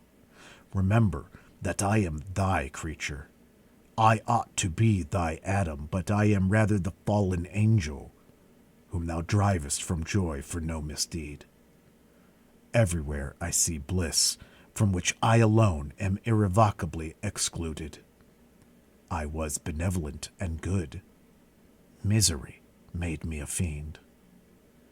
Make me happy, and I shall again be virtuous. Begone. I will not hear you. There can be no community between you and me. We are enemies. Begone, or let us try our strength in a fight, in which one must fall." How can I move thee? Will no entreaties cause thee to turn a favorable eye upon thy creature, who employs thy goodness and compassion? Believe me, Frankenstein, I was benevolent. My soul glowed with love and humanity, but I am not alone. Am I not alone, miserably alone? You, my Creator, abhor me. What hope can I gather from your fellow creatures who owe me nothing? They spurn and hate me. The desert mountains and dreary glaciers are my refuge. I have wandered here many days. The caves of ice, which I only do not fear, are a dwelling to me, and the only one which man does not grudge. These bleak skies I hail, for they are kinder to me than your fellow beings. If the multitude of mankind knew of my existence, they would do as you do, and arm themselves for my destruction. Shall I not then hate them who abhor me? I will keep no terms with my enemies. I am miserable, and they shall share my wretchedness. Yet it is in your power to recompense me, and deliver them from an evil which it only remains for you to make so great, that not only you and your family, but thousands of others shall be swallowed up in the whirlwinds of its rage. Let your compassion be moved, and do not disdain me. Listen to my tale. When you have heard that, abandon or commiserate me, as you shall judge that I deserve. But hear me. The guilty are allowed, by human laws, bloody as they are, to speak in their own defense before they are condemned. Listen to me, Frankenstein. You accuse me of murder, and yet you would, with a satisfied conscience, destroy your own creature. Oh, praise the eternal justice of man. Yet I ask you not to spare me. Listen to me, and then, if you can and if you will, destroy the work of your hands. What do you call to my remembrance? I rejoined. Circumstances of which I shudder to reflect, that I have been the miserable origin and author. Cursed be the day, abhorred devil, at which you first saw light. Cursed, although I curse myself, be the hands that formed you, You have made me wretched beyond expression. You have left me no power to consider whether I am just to you or not. Begone! Relieve me from the sight of your detested form. Thus I relieve thee, my creator, he said, and placed his hated hands before my eyes, which I flung from me with violence. Thus I take from thee a sight which you abhor. Still thou canst listen to me, and grant me thy compassion. By the virtues that I once possessed, I demand this from you. Hear my tale. It is long and strange, and the temperance of this place is not fitting to your fine sensations. Come to the hut upon the mountain. The sun is yet high in the heavens.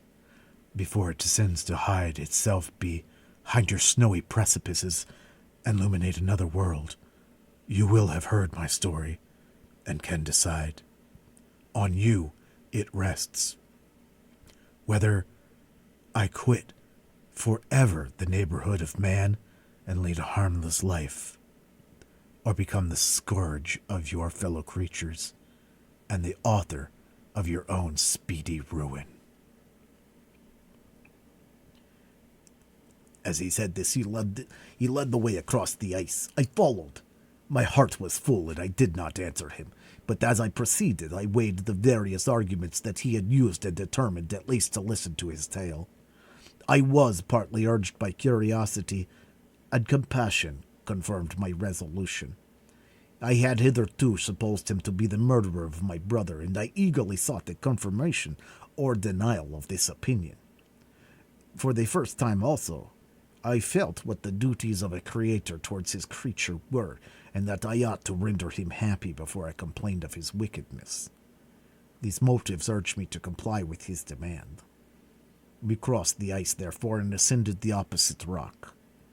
The air was cold, and the rain again began to descend. We entered the hut, the fiend with an air of exultation, I with a heavy heart and depressed spirits. But I consented to listen, and seating myself by the fire which my odious companion had lighted, and he thus began his tale. Chapter 11.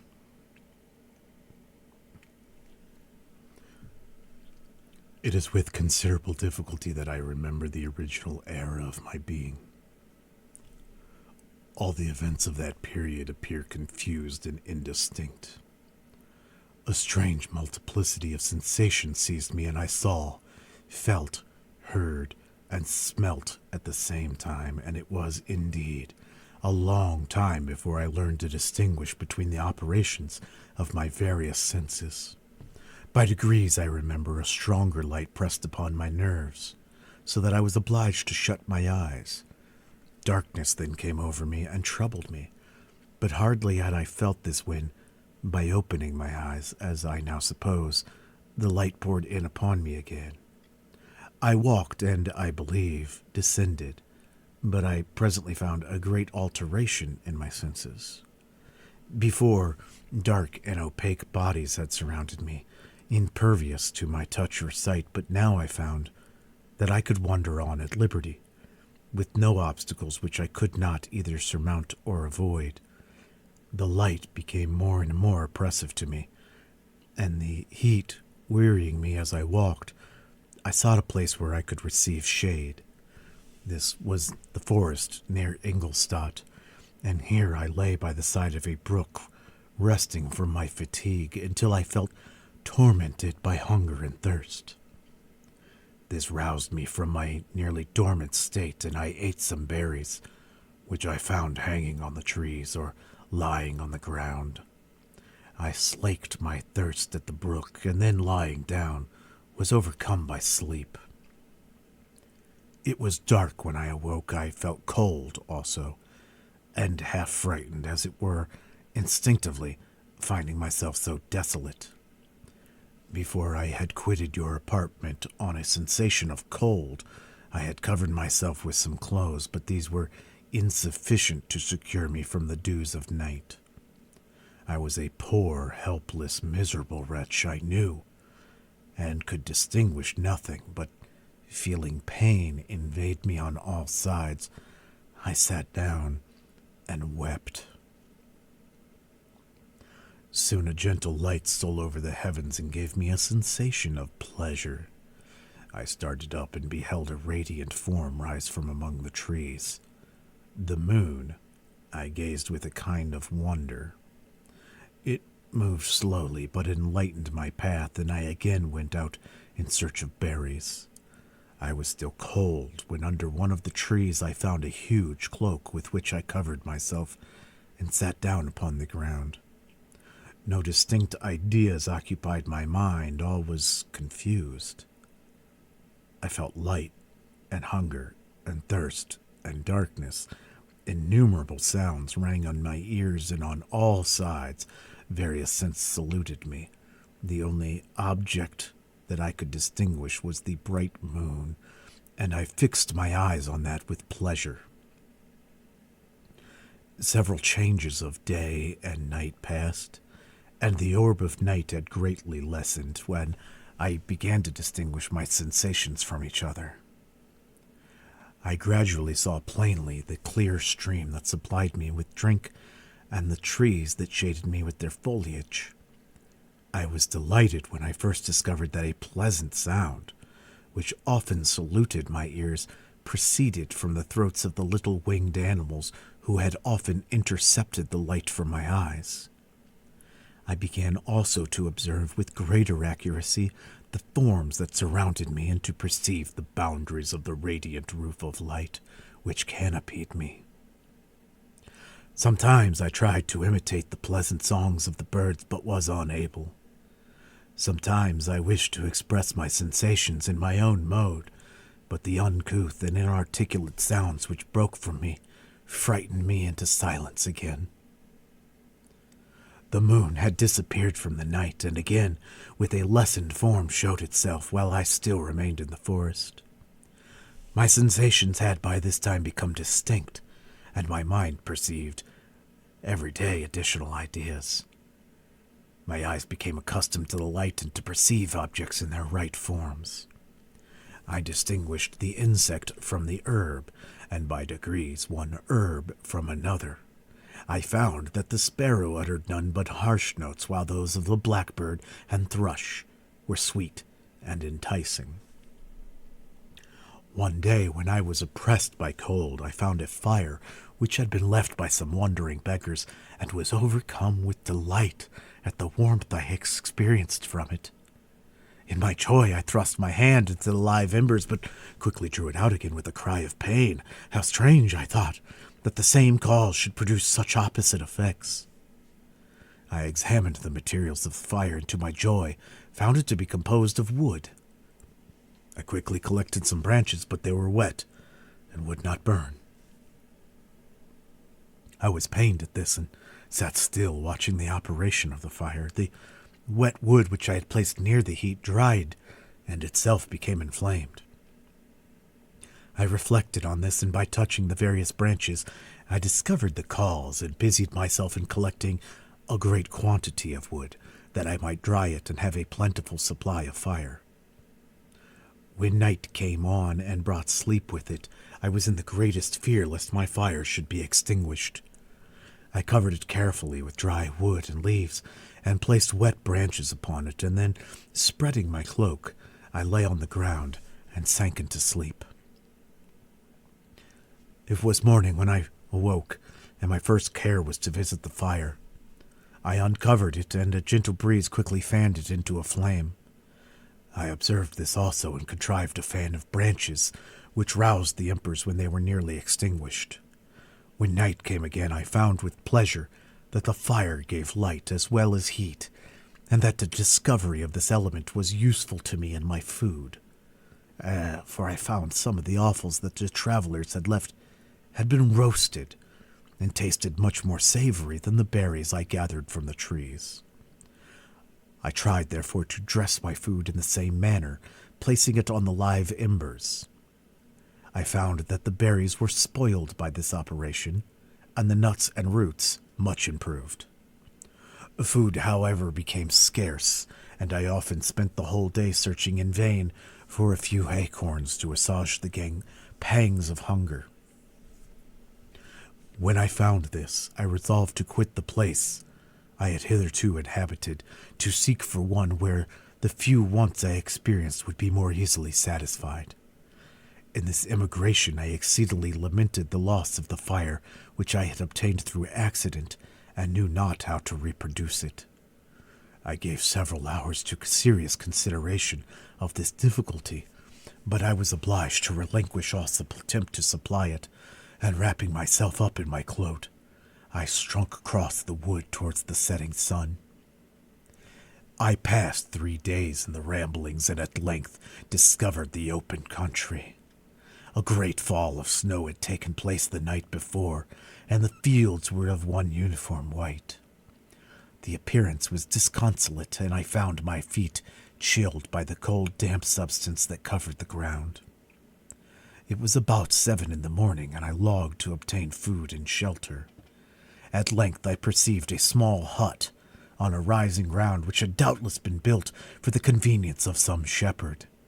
This was a new sight to me, and I examined the structure with great curiosity. Finding the door open, I entered. An old man sat in it near a fire over which he was preparing his breakfast. He turned on hearing a noise, and perceiving me, shrieked loudly, and quitting the hut, ran across the fields with the speed of which his debilitated form hardly appeared capable. His appearance different from any I had ever before seen, and his flight somewhat surprised me. But I was enchanted by the appearance of the hut. Here the snow and rain could not penetrate. The ground was dry, and it presented to me then as exquisite and divine a retreat as pandemonium appeared to the demons of hell after their sufferings in the lake of fire. I greedily devoured the remnants of the shepherd's breakfast, which consisted of bread, cheese, milk, and wine. The latter, however, I did not like. Then, overcome by fatigue, I lay down among the straw and fell asleep.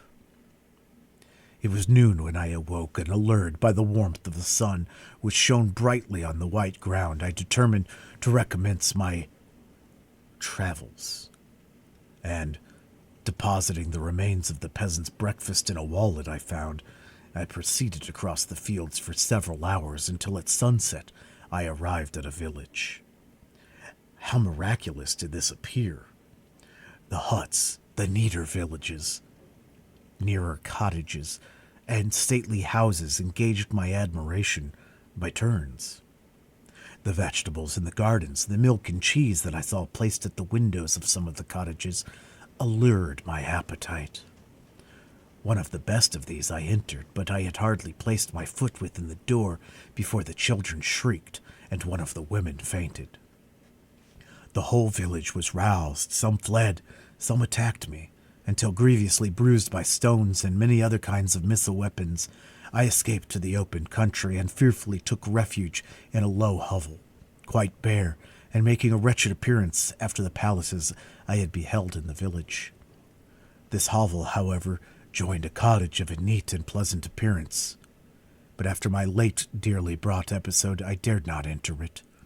My place of refuge was constructed of wood, but so low that I could with difficulty sit upright in it. No wood, however, was placed on the earth which formed the floor, but it was dry, and although the wind entered it by numerous chinks, I found it an agreeable asylum from the snow and the rain. Hence, then, I retreated and lay down happy to have found a shelter, however miserable, from the inclemency of the season, and still more from the barbarity of man. As soon as morning dawned, I crept from my kennel, that I might view the adjacent cottage and discover if I could remain in the habituation I found. It was situated against the back of the cottage and surrounded on the sides, which were exposed, by a pigsty and a clear pool of water.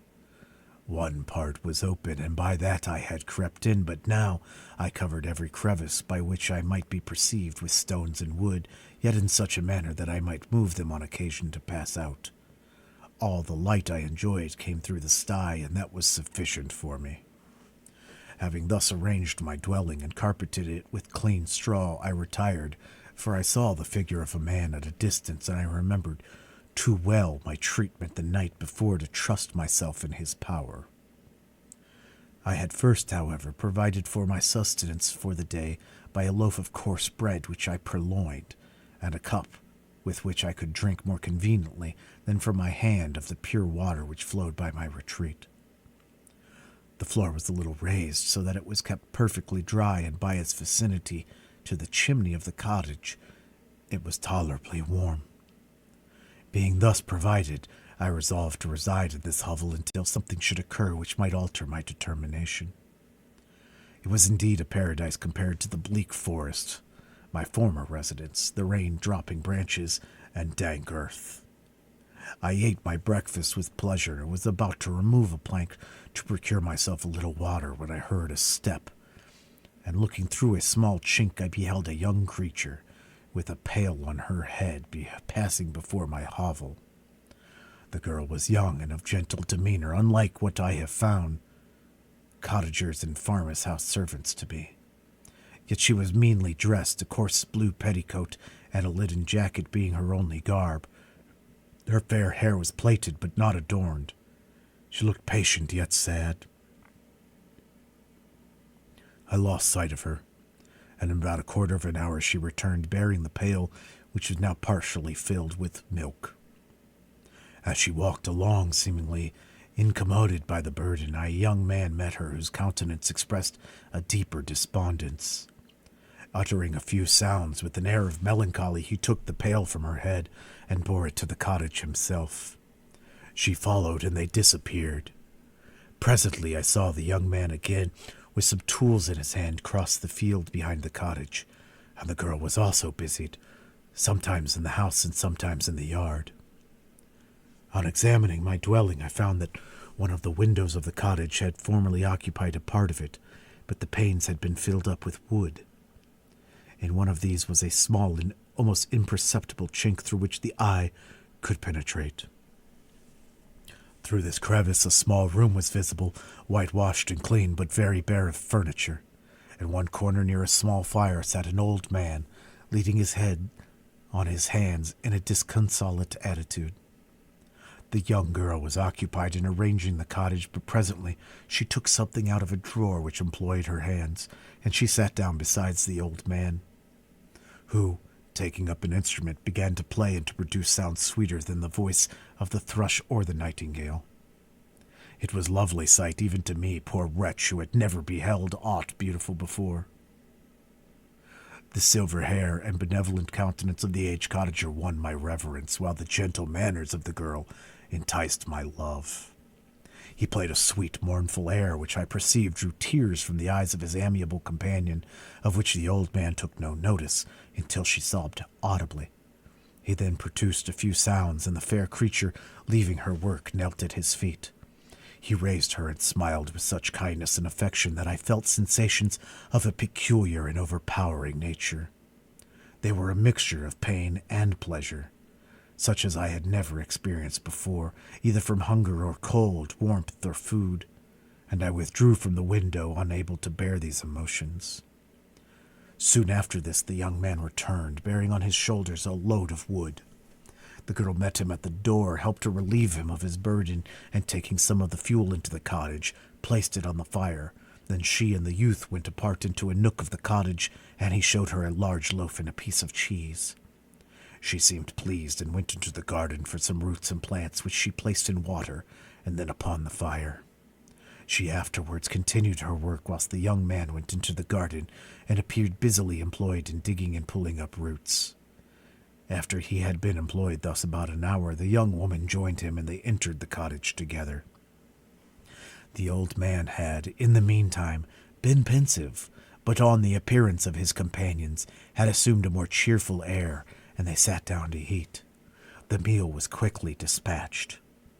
The young woman was again occupied in arranging the cottage. The old man walked before the cottage in the sun for a few minutes, leaning on the arm of the youth. Nothing could exceed in beauty the contrast between these two excellent creatures. One was old, with silver hairs and a countenance beaming with benevolence and love. This younger, slight and graceful in his figure, and his features were molded with the finest symmetry, yet his eyes and attitude expressed the utmost sadness and despondency. The old man returned to the cottage, and the youth, with tools different from those he had used in the morning, directed his steps across the fields. Night quickly shut in, but to my extreme wonder, I found that the cottagers had a means of prolonging light by the use of tapers, and was delighted to find that the setting of the sun did not put an end to the pleasure I experienced in watching my human neighbors. In the evening, the young girl and her companion were employed in various occupations which I did not understand, and the old man again took up the instrument which had produced the divine sounds that had enchanted me in the morning. So soon as he had finished, the youth began not to play, but to utter sounds that were monotonous, and neither resembling the harmony of the old man instrument nor the songs of the birds. I since found that he read aloud, but at that time I knew nothing of the science of words or letters. The family, after having been thus occupied for a short time, extinguished their lights and retired, as I conjectured, to rest. Chapter 12. I lay on my straw, but I could not sleep. I thought of the occurrences of the day. What chiefly struck me was the gentle manners of these people, and I longed to join them, but dared not. I remembered too well the treatment I had suffered the night before the barbarous villagers, and resolved, whatever course of conduct I might hereafter think it right to pursue, that for the present I would remain entirely quiet in my hovel, watching and endeavoring to discover the motives which influenced their actions. The cottagers arose the next morning before the sun. The young woman arranged the cottage and prepared the food, and the youth departed after their first meal. This day was passed in the same routine as that which preceded it. The young man was constantly employed out of doors, and the girl in various laborious occupations within. The old man, whom I soon perceived to be blind, employed his leisure hours on his instrument or in contemplation. Nothing could exceed the love and respect which the young cottagers exhibited towards their venerable companion. They performed towards him every little office of affection and duty with gentleness, and he rewarded them by his benevolent smiles. They were not entirely happy. The young man, his companion, often went apart and appeared to weep. I saw no cause for their unhappiness, but I was deeply affected by it. If such lovely creatures were miserable, it was less strange that I, an imperfect and solitary being, should be wretched. Yet why were these gentle beings unhappy? They possessed a delightful house, for such it was in my eyes, and every luxury. They had a fire to warm them when chill, and capacious viands when hungry. They were dressed in excellent clothes, and still more, they enjoyed one another's company and speech, interchanging each day looks of affection and kindness. What did their tears imply? Did they really express pain? I was at first unable to solve these questions, but perpetual attention and time explained to me many appearances which were at first enigmatic. A considerable period elapsed before I discovered one of the causes of the uneasiness of this amiable family. It was poverty, and they suffered that evil in a very distressing degree. Their nourishment consisted entirely of the vegetables of their garden and the milk of one cow, which gave very little during the winter, when its masters could scarcely procure food to support it. They often, I believe, suffered the pangs of hunger very poignantly, especially the two younger cottagers, for several times they placed food before the old man when they reserved none for themselves. This trait of kindness moved me sensibly.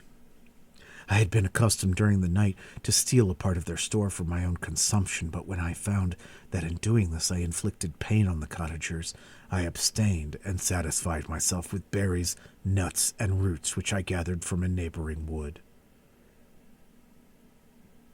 I discovered also another means through which I enabled to assist their labors. I found that the youth spent a great part of each day in collecting wood for the family fire, and during the night I often took his tools, the use of which I quickly discovered and brought home firing sufficient for the consumption of several days. I remember the first time I did this, the young woman, when she opened the door in the morning, appeared greatly astonished on seeing a great pile of wood on the outside. She uttered some words in a loud voice, and the youth joined her, who also expressed surprise. I observed with pleasure that he did not go to the forest that day, but spent it in repairing the cottage and cultivating the garden. By degrees, I made a discovery of still greater moment. I found that these people possessed a method of communicating their experience and feelings to one another by articulate sounds. I perceived that the words they spoke sometimes produced pleasure or pain, smiles or sadness in the minds and countenance of the hearers. This was indeed a godlike science, and I ardently desired to become acquainted with it, but I was baffled in every attempt I made for this purpose. Their pronunciation was quick, and the words they uttered not having any apparent connection with visible objects, I was unable to discover any clue by which I could unravel the mystery of their reference. By great application, however, and after having remained during the space for several revolutions of the moon in my hovel, I discovered the names that were given to some of the most familiar objects of discourse. I learned and applied the words fire, milk, bread, and wood. I learned also the names of the cottagers themselves. The youth and his companion had each of them several names, but the old man had only one, which was Father. The girl was called Sister or Agatha, and the youth Felix, brother or son. I cannot fathom the delight I felt when I learned the ideas appropriated to each of these sounds and was able to pronounce them. I distinguished several other words without being able yet to understand or apply them, such as good, dearest, unhappy. I spent the winter in this manner. The gentle manners and beauty of the cottagers greatly endeared them to me. When they were unhappy, I felt depressed. When they rejoiced, I sympathized in their joys. I saw few human beings besides them, and if any other happened to enter the cottage, their harsh manners and rude gait only enhanced to me the superior accomplishments of my friends. The old man, I could perceive, often endeavored to encourage his children, as sometimes I found that he called them, to cast off their melancholy. He would talk in a cheerful accent, with an expression of goodness that bestowed pleasure even upon me. Agatha listened with respect. Her eyes sometimes filled with tears when she endeavored to wipe away unperceived, but I generally found that her countenance and tone were more cheerful after having listened to the exhortations of her father. It was not thus with Felix. He was always the saddest of the group, and even to my unpracticed senses, he appeared to have suffered more deeply than his friends. But if his countenance was more sorrowful, his voice was more cheerful than that of his sister, especially when he addressed the old man. I could mention innumerable instances which, although slight, marked the dispositions of these amiable cottagers. In the midst of poverty and want, Felix carried with pleasure to his sister the first little white flower that peeped out from beneath the snowy ground. Early in the morning, before she had risen, he cleared away the snow that obstructed her path to the milk-house, drew water from the well, and brought the wood from the outhouse, where, to his perpetual astonishment, he found his store always replenished by an invisible hand.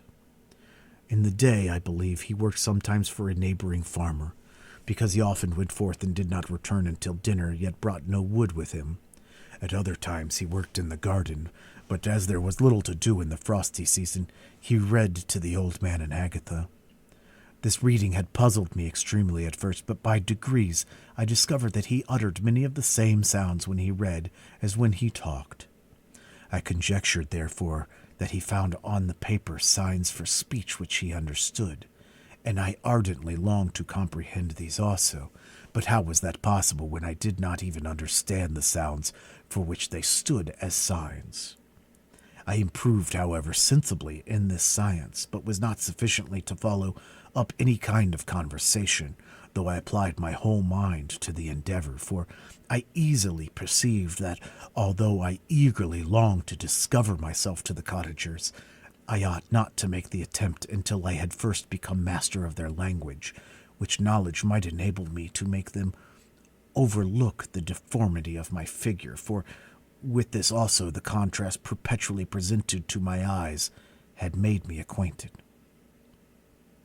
I had admired the perfect forms of my cottagers, their grace, beauty, and delicate complexions, but how was I terrified when I viewed myself in a transparent pool.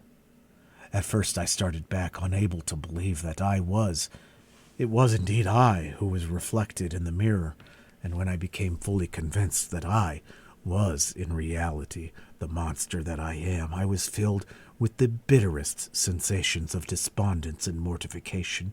Alas, I did not yet entirely know the fatal effects of this miserable deformity. As the sun became warmer and the light of day longer, the snow vanished, and I beheld the bare trees and the black earth. From this time Felix was more employed, and heart-moving indications of impending famine disappeared. Their food, as I afterwards found, was coarse, but it was wholesome, and they procured a sufficiency of it. Several new kinds of plants sprang up in the garden which they dressed, and these signs of comfort increased daily as the season advanced. The old man, leaning on his son, walked each day at noon, when it did not rain, as I found it was called when the heavens poured forth its waters. These frequently took place, but a high wind quickly dried the earth, and the season became far more pleasant than it had been. My mode of life in my hovel was uniform. During the morning I attended the motions of the cottagers, and when they were dispersed in various occupations I slept. The remainder of the day was spent in observing my friends. When they had retired to rest, if there was any moon or the night was starlight, I went into the woods and collected my own food and fuel for the cottage. When I returned, as often as it was necessary, I cleared their path from the snow and performed those offices that I had seen done by Felix. I afterwards found that these labors, performed by an invisible hand, greatly astonished them. Once or twice I heard them on these occasions utter the words, "good spirit," "wonderful," but I did not then understand the signification of these terms. My thoughts now became more active, and I longed to discover the motives and feelings of these lovely creatures. I was inquisitive to know why Felix appeared so miserable and Agatha so sad. I thought, foolish wretch, that it might be in my power to restore happiness to these deserving people. When I slept or was absent, the forms of the venerable blind father, the gentle Agatha, and the excellent Felix flitted before me. I looked upon them as superior beings who would be the arbiters of my future destiny. I formed in my imagination 1,000 pictures of presenting myself to them and their reception of me. I imagined that they would be disgusted until, by my gentle demeanor and conciliating words, I should first win their favor and afterwards their love. These thoughts exhilarated me and led me to apply with fresh ardor to the acquiring the art of language.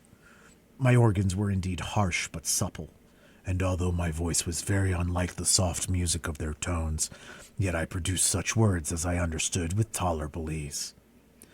It was as the ass and the lapdog, yet surely the gentle ass, whose intentions were affectionate, although his manners were rude, deserved better treatment than blows and execration.